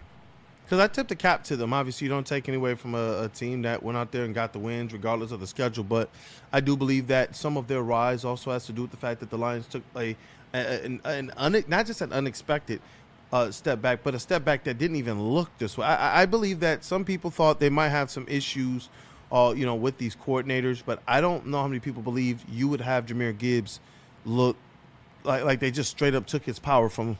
And that to me is what I'm saying. Like I would have expected if they took a step back, you still at least get a Jahmyr Gibbs who can fall down for more than the yards he had against the Vikings. But that's what I'm talking about. Like that's insane to me. And I see Corey Patterson. He says choking in big games is the only identity I see. I don't know if he's saying that with Jared Goff or with this team, but he's got to be the team because it wasn't just season, Jared Goff. Yeah, I'm Jahmyr Gibbs didn't play well. Penei Sewell didn't play well. Hutch hasn't played well. Yeah. Like it's all of them, including Jared Goff. He's part of it. Yep. Remember that New York Giants game? Gibbs rushed for 219 yards, exploded versus the Giants. In the 6 games since then, 69 carries for 192 yards. Wait, in how many games? 6 games, 192 yards. Right after his one game, 219-yard explosion. That's insane. But wow. And it's because this team is just not built the right way. Wow. Right. The team is flawed right now. It doesn't have an offensive line, and without it, everything falls apart. If this was like David Montgomery was falling off a little bit, but Jahmyr Gibbs was having a decent season, like in terms of not the last 6 games and under 200 yards, then I would look at Jared Goff and say, yo, bro, you're going to have to step up. Because, look, even Jahmyr Gibbs, who I was told it might be hard for him to run between the tackles or it might be hard for him to be as effective a runner with not as great an offensive line, even he's overcoming. But all of a sudden I'm seeing some of the screenplays aren't working the way that they used to. And those are the wide receivers. Some of the the trick plays, they don't even have the time to really have those things go off. Your third, your fourth down, it's like everything is just not working, which makes me take a step back and focus more on what Jeff is saying. You got to build this thing a little bit better overall. You got to. The offensive line was the primary cause of the death, but a contributing cause is the defensive line and the defensive scheme failure that Shepard and Dan Campbell implemented. If you can't stop the run and you can't rush the passer, you don't have a defense. You have a suggestion or 11 suggestions on defense. You get a little bit of play out of one group, the other group is failing. It was horrible.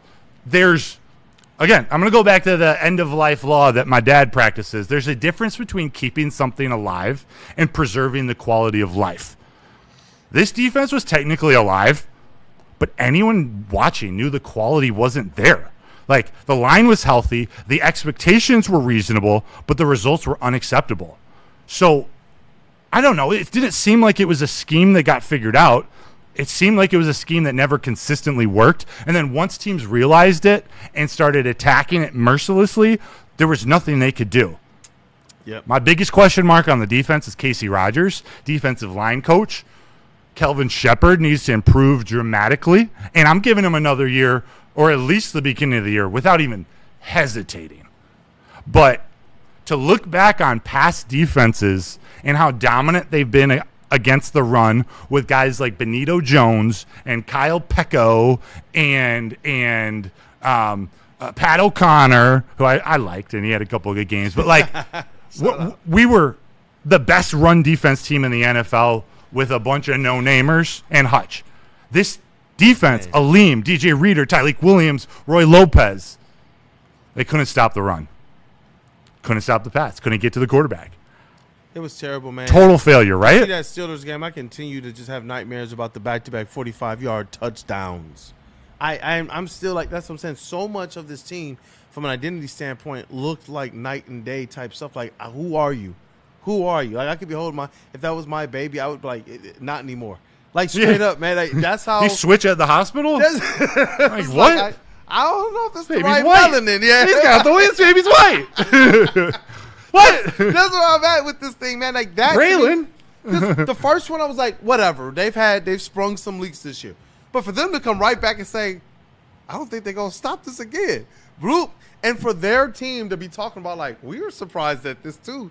It was like there was so much broken about this. Side note, they were both run to the left side where they were on their third and fourth string guard and center, the Steelers. Like it's part of that excuse of like, how did it all fall apart so much? But that's why I'm so flabbergasted at them giving up those types of plays and not being able to at least get 4 to 5 yards of carry out of Jahmyr Gibbs. And I'm not even asking for the home run. I'm like, you telling me you can't find a way against the Vikings to scheme up something that gets this guy more than 5 rushing yards for the entire game?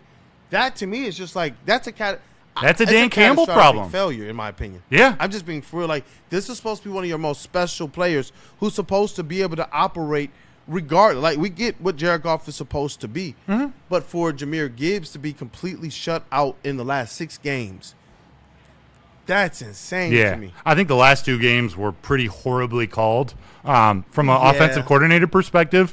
And we can jump forward to have that conversation too. But I think MCDC or Chris Long called him on his podcast a couple weeks ago, OCDC, when he became the offensive coordinator. I think we need more HCDC. We just need head coach Dan Campbell. Go out and get yourself an offensive coordinator, make a right hire this time, because we need him to coach this team, lead this team, manage this team. We saw since he took over, everything else fell apart little by little. More penalties, more players out of position, less discipline. You're 100% right on that. There are many different ways that could have happened, but Dan Campbell just didn't have the pulse on this team. And honestly, we saw it visibly on his face these last couple of weeks, especially against Minnesota. So, I can't wait to ask Bray this as well and get some more NFL perspective. But I wonder how much did Dan having to pick up the offensive coordinator, play calling stuff. I wonder how much that takes him out of being able to be with that defense as well. Like, if he's just head coach, he could probably go and see which department needs me a little bit more right now and be able to go in there, look at the tape or look at the pictures or whatever they do and help this defense, coach this defense up with his expertise. I wonder if now that he has to take Johnny Moe's job, is that taken away? Because it's not like you say, I have a break. No, bro, your offense is sputtering. You have no breaks the entire game. Yeah. So to me, it almost feels like his attention all week and his attention in games was probably more focused on that offense rather than being able to better, honestly, support your rookie defensive coordinator who's supposed to be here. Yeah. Johnny Moe, to me, was a stopgap all along. But I thought that they believed in Calvin Shepard with long-term ambition to be defensive coordinator and then potentially a head coach one day. Yeah. So that to me was it's tough, man. Calvin Shepard, a rookie defensive coordinator. Brian Flores took him to school. Like, Brian Flores, and this is where we should all seen it coming, a veteran defensive coordinator saw areas of weakness on this Detroit Lions team, their offensive line, and not just exploited it, like embarrassed it. I think he blitzed almost 60% of the game. That's what we need out of, maybe not to the Brian Flores level. We need our defensive coordinator to be able to make those adjustments because he got out-coached these last 6 weeks. Remember, the Lions had a top 5 scoring defense, I want to say like up until around the bye. Yes, injuries started to happen, but you got to be able to make adjustments. So it's Kelvin, Dan, and Brad Holmes. That was losing Terrion. That was losing Kirby. That was, those are gigantic blows for this defense. Yeah. Because then it's the Legion of Whom. And that's where Calvin Shepard he couldn't get it done with that Legion of Whom. And I can't blame him for that. Like, I don't think that I don't think that this season was, Calvin Shepard, he's fired after this year. Like, no, I don't think that, because this defense was playing extremely well for the first part of this season, and they've still shown a lot of times with less players back there that, this defense was pretty capable. Like, this defense didn't lose you that Vikings game. It's a defense built on the reliance of having a guy that you paid to be back there. Now we understand the importance of a Kirby Joseph, and they probably weighed, I don't know how much they knew about the medical, but they had to weigh. Like, you see how important it is. He is literally a ball hawk and a racer. He knows what he's doing. This isn't just being opportunistic. This is him going out there, and they talked about some of the interceptions of him baiting those quarterbacks. That sometimes the quarterbacks didn't even see him, and then he's jumping out and getting those interceptions. Like, that's a skill set, and it was absolutely erasing drives in which we credited AG a lot, and you do. He's the defensive coordinator. He gets some credit, but it looked a lot different without having those safeties out there. They did. We've been complaining about them having a lack of a pass rush and getting sacks, even when they were, 20 minutes away from a Super Bowl. But they did have that identity in the back of knowing, ain't nobody messing with Kirby Joseph, though.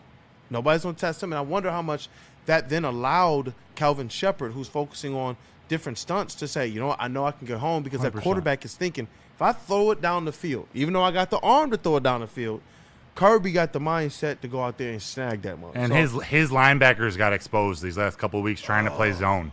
They Shout looked out to bad. Jack Campbell, but man. You were going to say something? If you're not playing zone, that's not who you are. Then you just throw that in there. Like, yeah, that's very hard to overcome because now you're asking your team who doesn't play zone. You haven't taught them zone this whole year to go out there and play zone. Point. That's not your philosophy, and you just had to because some doubts of about what? in the chat. What don't you have? You don't have depth. Yeah. That secondary has been the ailment for the Lions for 3 years now. 3 years, this secondary has not been good.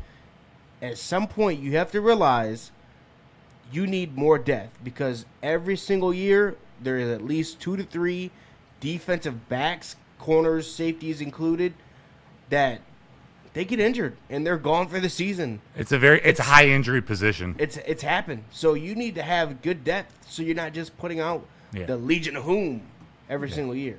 It just can't happen. Live on air. You guys okay to go 10 more minutes? You guys cool? Yeah. It's okay to say here, no. bro. I don't know if you guys got plans. I don't want ask to keep me you. If we had another hour, I'd be like, let's rock. I could go for a couple hours, but I will not do that to all This of is you. therapy. I know how to run that. I can set that down for you whenever you need. Maybe we'll get a little massage, take a little intermission. Let's rock. Possibly. We've been through some of the causes of death. We've been doing a Lions Autopsy 2025. We're kind of going to skip to then. We talked about defensive line and scheme failure as a contributing cause. Some complications, secondary health and inconsistency. The coverage and the pass rush are married, but this year they filed for divorce.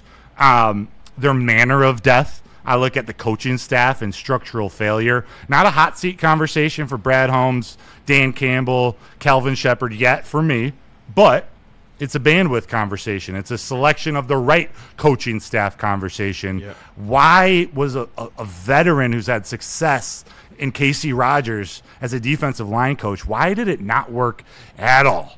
At all. I thought it was one of the biggest hires of the offseason, going and sniping him from Todd Bowles when you lost Terrell Williams. Yeah. Man, do we lose Terrell Williams? Do we miss him? And pray he's doing okay. I know I think he had to step away for a year battling cancer. So Terrell Williams is one of the good guys. I love talking to him. Hope he's doing well.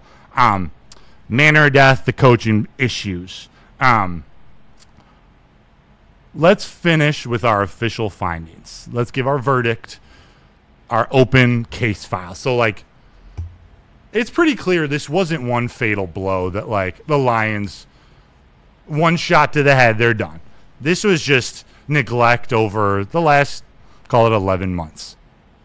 Can we agree on that? I agree with that. I believe the offensive line was an artery that you can't afford to have hit, but they were slow bleeding and then got hit in other places. Yeah, yeah, no, seriously. It made it that much more painful. Are you with me, though? The window is still open?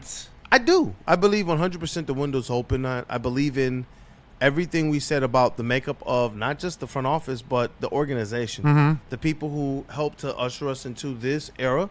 And I believe that we're talking about a squad right now just missed out on it. They had some tall tasks and orders against them, but I do believe they've shown the ability to bounce back. They've shown the ability to build a winner here in Detroit, and I think they're going to get back to that. They have a few more years, in my opinion. Yeah, the window is still open. Closed. It is still open, but it doesn't stay open on belief alone. It doesn't stay open on just vibes, and it sure as hell doesn't stay open on work. We'll figure it out. We're good. We'll figure it out.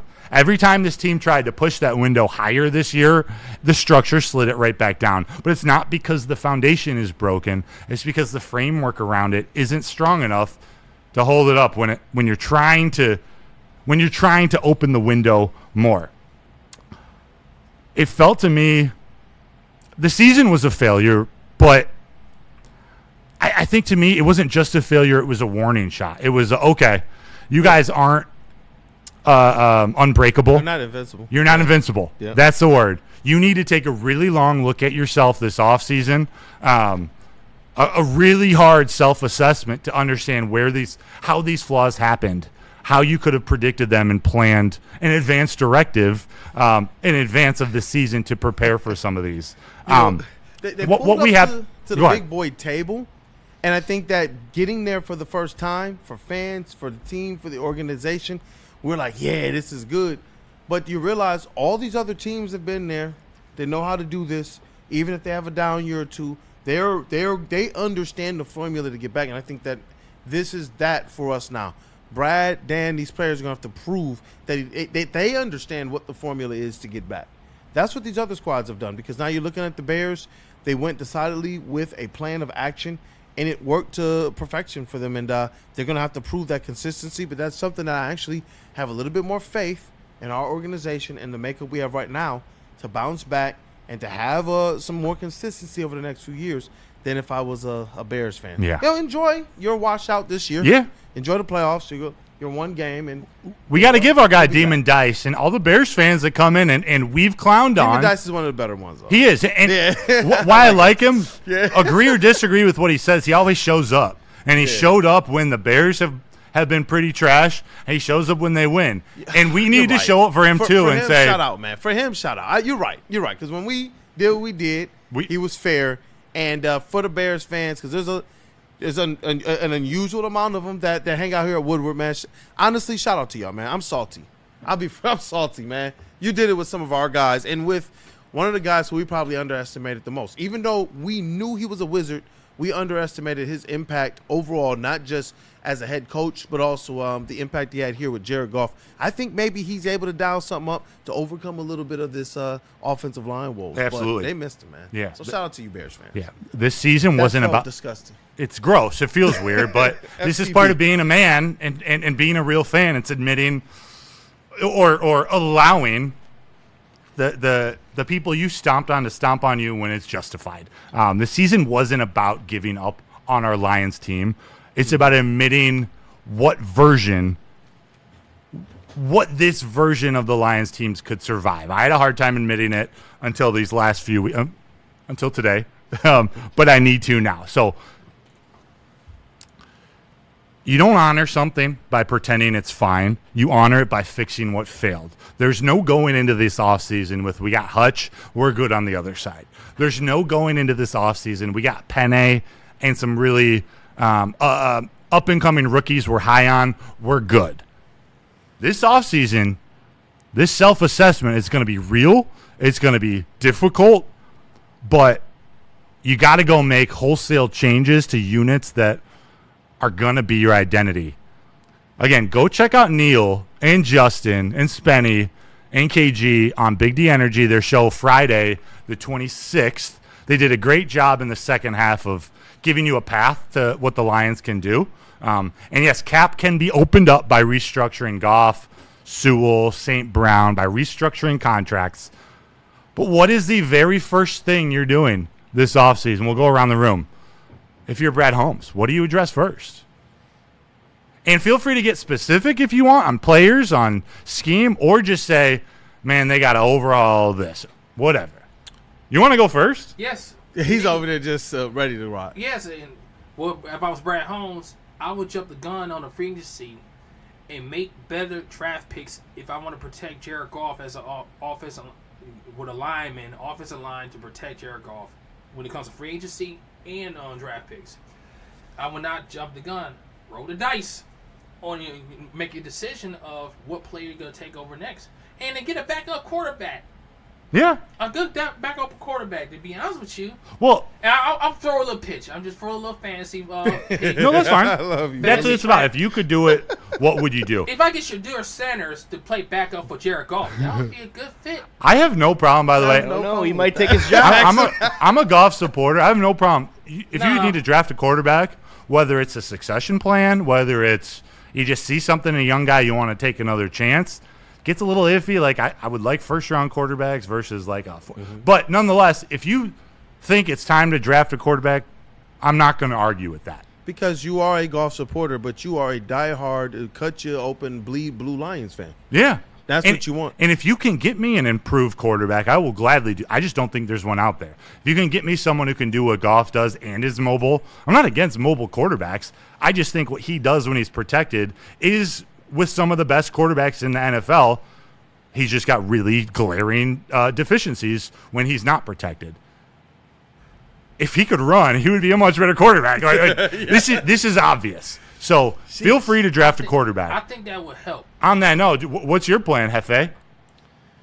Or what are you doing first? What player or position group or coach? First thing first is everything. Listen, you have round 1 and round 2.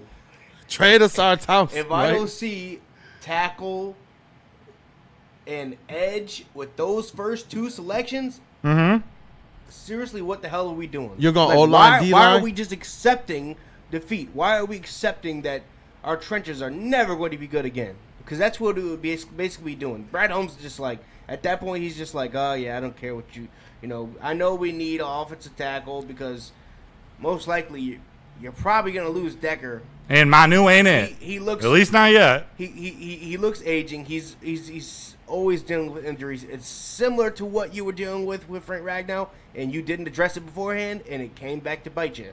You need to get ahead of the game and draft your replacement tackle.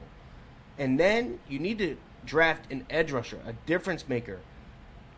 Because if you see what the Houston Texans are doing, they have Danielle Hunter making, their big money, but they drafted a rookie in Way Anderson, and he is over there getting production. He's going to be a defensive player of the year soon. He's a stud. He's getting the same level of production for a third of the price. So it's like you need to look across the league at Brad Holmes and go, yeah, that does work, because it does. You having 2 elite edge rushers, not only that just are extremely good pass rushers, but also really good run defenders. Because I'll tell you what, Aiden Hutchinson plays 94% of snaps on this defense. Way too much. As a pass rusher, that is way too much. And we wonder why.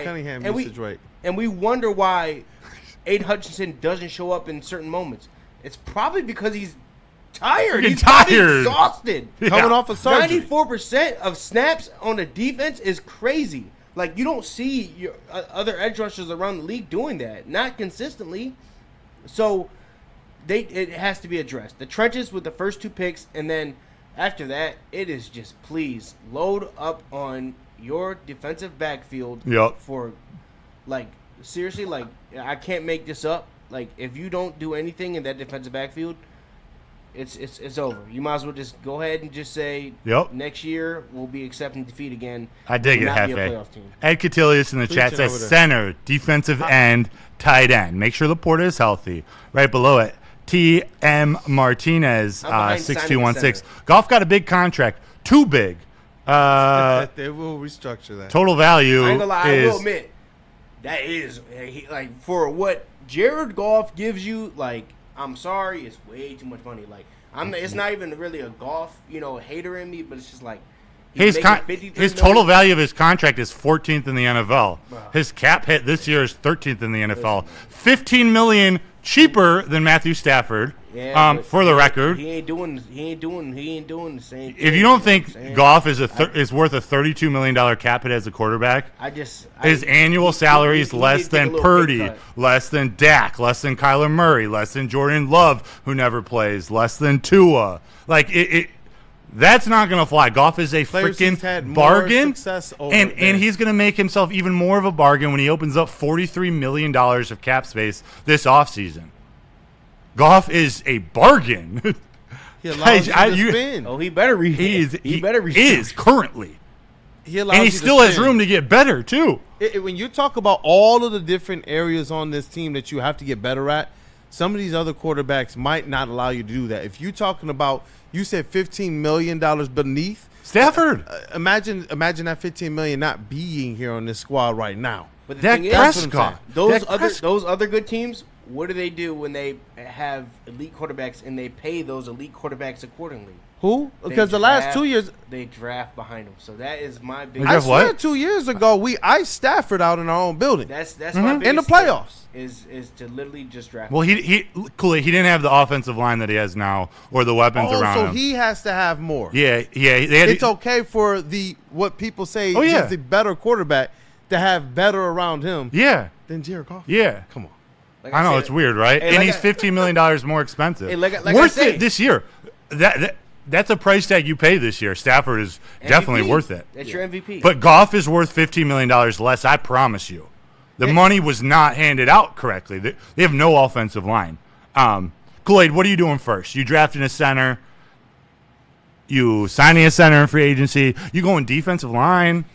This is going to sound crazy. I want the defensive line to be better, but I do believe some of the defensive line woes come from the fact that you have Aleem McNeil and you have Aiden Hutchinson coming off some pretty gruesome leg injuries and surgeries and rehab and trying to work to get back. And we already understand they're going to have the brunt of the defensive work in those trenches. They're going to be the ones that the opponents are circling and trying to chip. And you see, when you look at the highlights, Aiden Hutchinson is getting hit a lot every single play.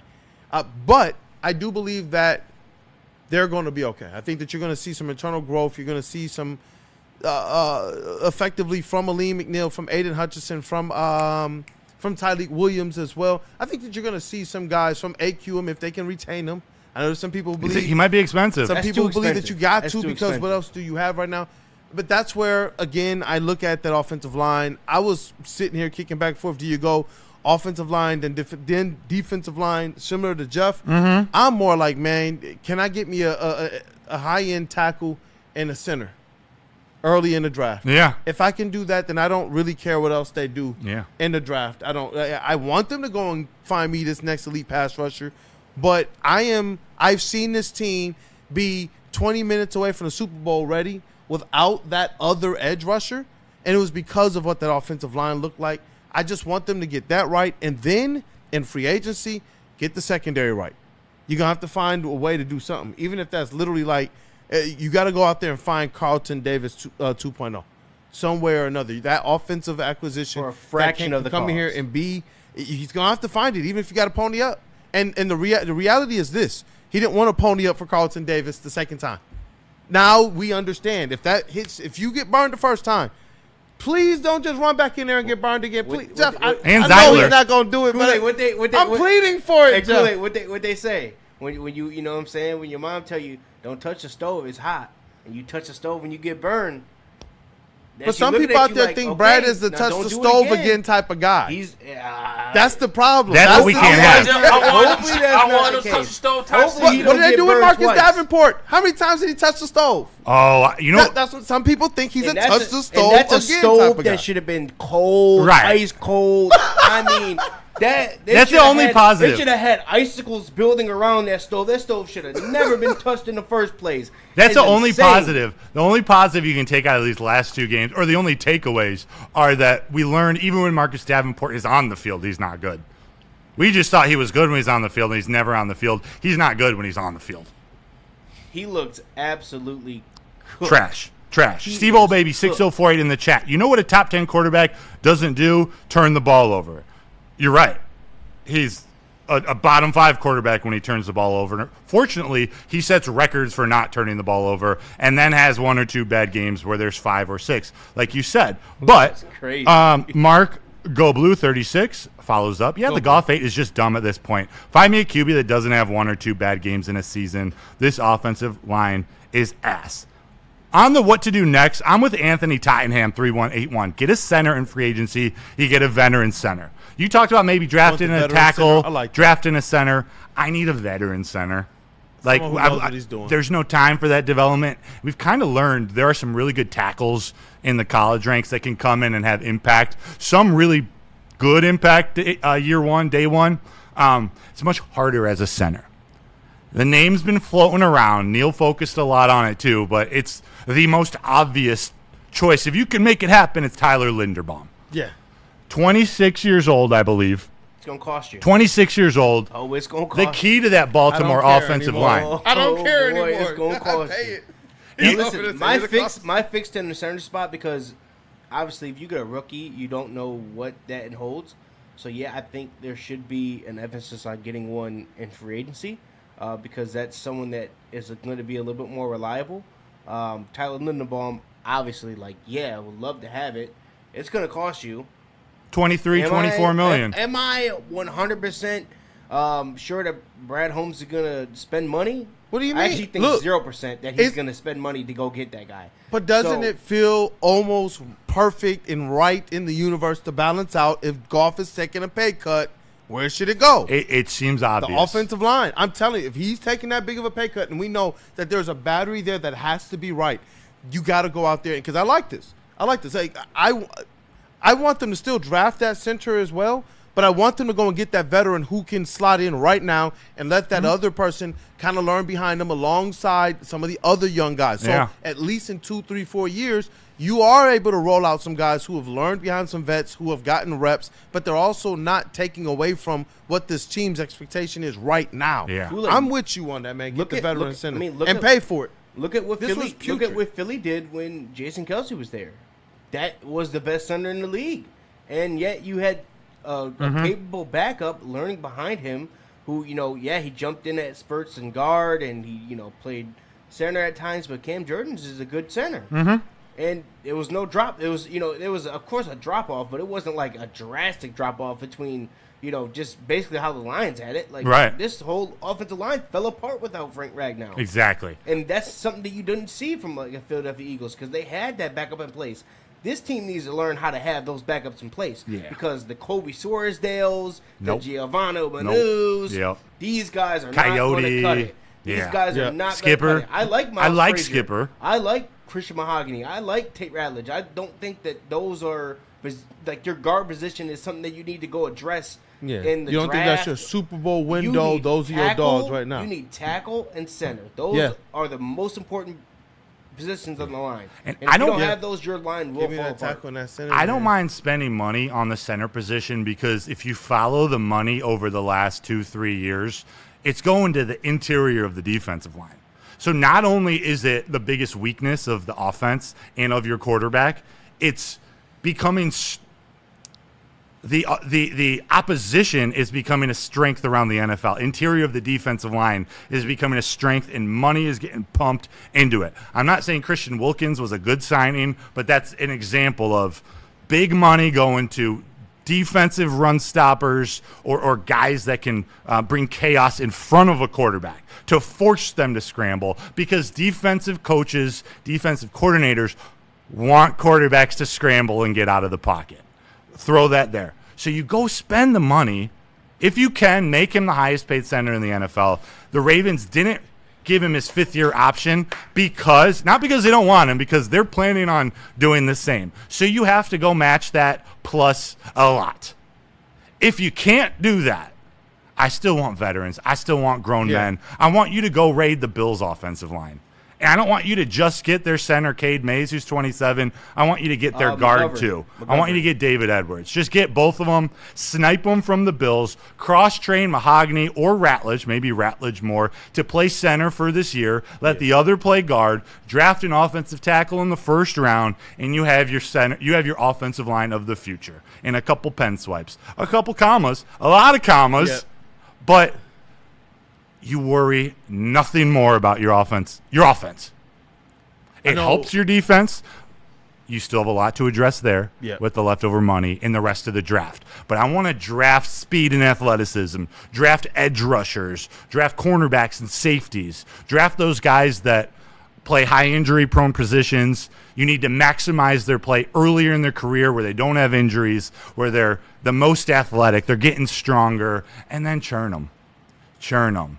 Getting worried about this Brian Branch contract. Yeah. The one guy who I thought would be more tough now. Even over Gibbs, over Campbell, over Laporta. I thought Branch was going to be the guaranteed contract extension of that draft class. I wonder how much the injuries after the contracts are going to make Brad Holmes and Cole Pauls, because you look at the situation and you know what? They gave the contract to Kirby Joseph, made him the highest paid safety at the time in NFL history.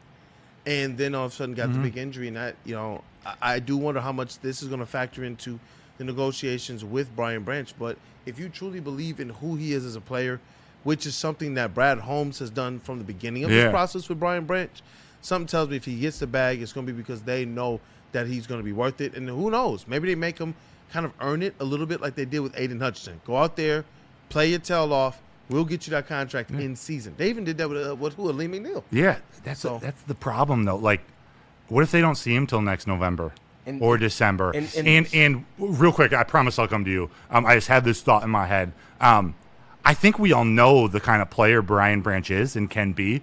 But in the combine, the NFL draft combine, means nothing to me until this moment. Brian Branch wasn't your 40 guy, wasn't your guy with the fastest 40, your fastest everything. He relied on his instinct, on split-second decisions, and he had just enough quickness and athleticism where he's faster in pads. He's faster on the field. My worry, not does he know what he's doing out there or where to be. Does an Achilles injury slow him down that half a step where it's a difference between special Brian Branch and a good safety in the NFL or a average safety? I don't. Which makes it that different in the contract. So it could be $20-30 million. Could be more. Kirby Joseph has a really reasonable. It was the highest in NFL history, but it's a pretty reasonable contract, and it's already been overtaken. We don't know what we're going to get out of him either, too. And so it's like Branch to get everything that he deserves and everything that he can earn. Like, that's what I want. Me too. Tough that it went this way at this point in his career, right when it was about to be his turn. So I that is a little bit tough, but I'm still hoping that they see what they see, and it's something along the same lines of before when he. I guess you could say draft-wise, he defied the odds. Brad Holmes talked about the fact it wasn't necessarily just about the measurables. There were certain things that we appreciated about him when he put the pads on the field, and I'm hoping that he has a bounce back because you're right. With J-Mo, you're talking about a guy who's already blazing speed. So coming back, even if he loses a little bit, he's still blazing speed. With Brian Branch, you're hoping that the IQ is there enough and that the impact and the effectiveness, especially if they choose to go and put some – because I don't know, like, other than Carlton Davis, I like what Amik Robertson has brought, but I don't know if they've really played with the cornerbacks to necessarily even take a full advantage of who Brian Branch can be as a safety. No. And that's my thing. I think that if they go and they build out this defense the right way, it doesn't matter if Brian Branch has lost that step. I still believe he could be very, very impactful and will be when he gets back, man. I believe in Brian Branch. I do. Corey Patterson. I'm hoping he still gets that bag. Goff has had a top-notch O-line and went home in the playoffs last few years. Seen this story already. Yeah, because the 49ers, that playoffs was all on Goff. Yeah, Goff can't throw it down the field. Corey Harrell, 7.858. Video and highlights prove otherwise. I like people don't get. Bro, if he had CeeDee Lamb and George Pickens, he would have more air yards, But he's got St. Brown and Laporta. And we're acting like J-Mo hit the scene consistently before this year. Like he was a reliable pass catcher. He's not a 50-50 ball guy. He's got to beat the guy. It's not an easy pass. Could other quarterbacks do it better? Maybe. Sure. I want some other names. I'm a little disappointed because all I've heard is Noodle Arm for last. Yeah, Noodle Arm, Goof. I want some new names. There's some new ways to try and express your golf hate.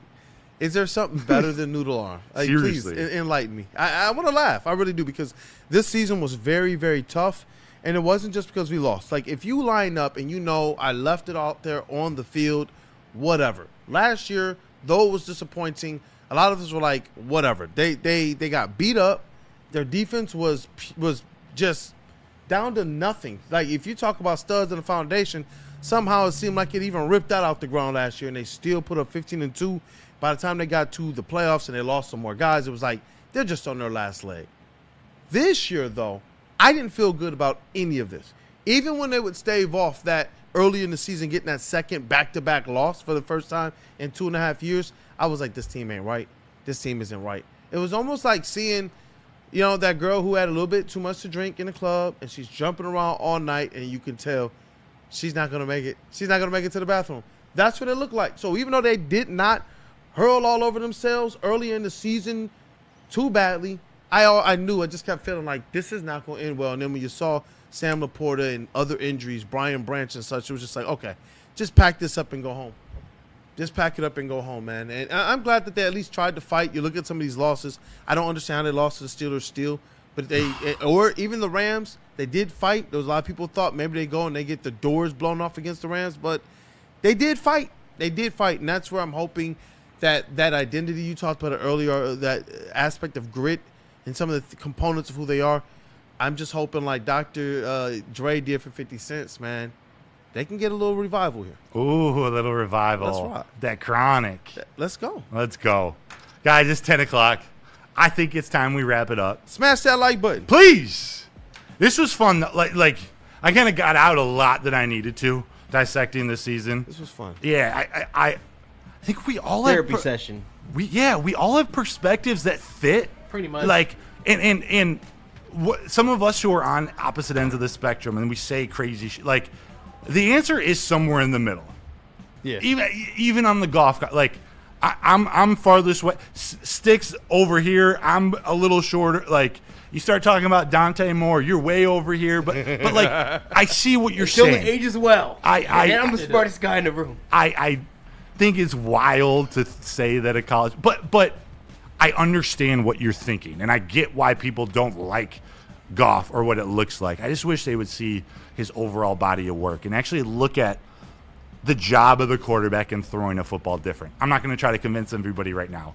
We've had plenty of those conversations, but ultimately the truth is in between all of us. A little bit of all our ingredients. There's the answer. There are a lot of questions going in the offseason. We got one more show before the offseason, but week 18 next week against the Bears. We got nothing to predict right now, which is sad. But I'm going to go watch the Bears game later and just see what's going on down there in Chicago. I do wonder, the people who currently, like right now, while the game is not going on, are saying, I don't care, just lose to the Bears. It doesn't matter to us. Everybody. I wonder if when that game was going on next week, and they tap in, they turn on TV, if they're sitting there like, I want to be over 500. I want to beat the Bears. I don't want to lose, like leave the season on this type of a note. I don't. I mean, I'm with you. And before this happened, I would have told you, no matter what, we're going till the end, Brandon. we are going to go try to win every game, no matter what it cost us. Yeah. But no, man, you got to go get that fourth place schedule. It's not even about the draft. It's not even about 2 picks or whatever, although they're valuable. It's about the schedule next year, and preserving your players, not getting them hurt. Like there is no need for Panay or St. Brown to be out there. Goff, Gibbs, you get it. Someone's got to play. Says I do not lose to Ben Johnson. And I'm not going to rip him for saying. I can't rip him. I can't be mad at anyone for saying it because I wish. Shut it down. I wish they could win this and it wouldn't affect anything. Maybe they didn't see it earlier. Sundress season is over. It's time for the sweaters. Let me do it again. What'd you say? We don't care. Let's be don't group. care. We honestly do not care about this game. As a Lions fan, you seriously should not care. This game is basically nothing. It doesn't matter whether you win, whether you lose. It doesn't matter. You're not in the playoffs, and that's the reality of it. It's over. Mm-hmm. It's over. It's over. The autopsy is complete. I'll send my report to the local government, but that'll do it for the show. Wishing T. Foss a speedy recovery. He's got the flu. To the legend. Flu's going around. Everyone, take your vitamin C, drink your water. Drink your Bocet, Astragus, the herbs, that, or any medicines. Chill medicated, of it. It sucks having shows like this and dealing with losses and dealing with the future question marks, but Sunday mornings are my favorite day of the week. Always a pleasure with you boys. Young Jefe, Jeff, Crash Out Willy, my former Woo Crew host, Brandon Kool-Aid Dent. I'm glad we got back up here. Glad you're there in honor of T-Foss. We got to throw that ball. Oh, let's go. go. In honor of Woo. Hey. That's an assist. Oh, that was solid. Hey, Pistons on tonight. Well, you see, if you want to be happy, go watch Cade Parker Cunningham play basketball. Yeah. Tonight you'll be happy. You see, I put that ball like where you wanted it to shoot. You saw it. It's like, Yeah, most point guards will just hit you right in the chest, but some point guards will put it where it's best for you to do something with it after you catch the ball. And some throw it, behind you or make you have to reach all the way down to the ground and pick it up. Yeah, true. 25% of his completions usually don't get caught, and that's a really high percentage. Also, some throw it in the ground and take an interception because the next play is more important. That's not a negative. Hey, a little hint. We saw what happens when you don't throw it into the ground. I was gonna say, interceptions and fumbles. Where did that go? Yeah, last year he could evade a little bit better, and we remarked about the fact that he was like the most prolific sidearm into the ground quarterback to avoid a sack there was last year. People want him to force it into tight coverage and force throws, yet they don't want him to turn the ball over. That Take had to your be a pick. Ben Johnson wrinkle. Now that I think about it. It must That have. had It's to all have been Ben Johnson. yeah. Frank Ragnow actually threw those passes. No, we got to end with a little bit of fun. First to the whistle, Sunday the 28th. Happy New Year. Hope you had a happy holidays. We will be back next Sunday. Have a wonderful week. My name is Matt Broder.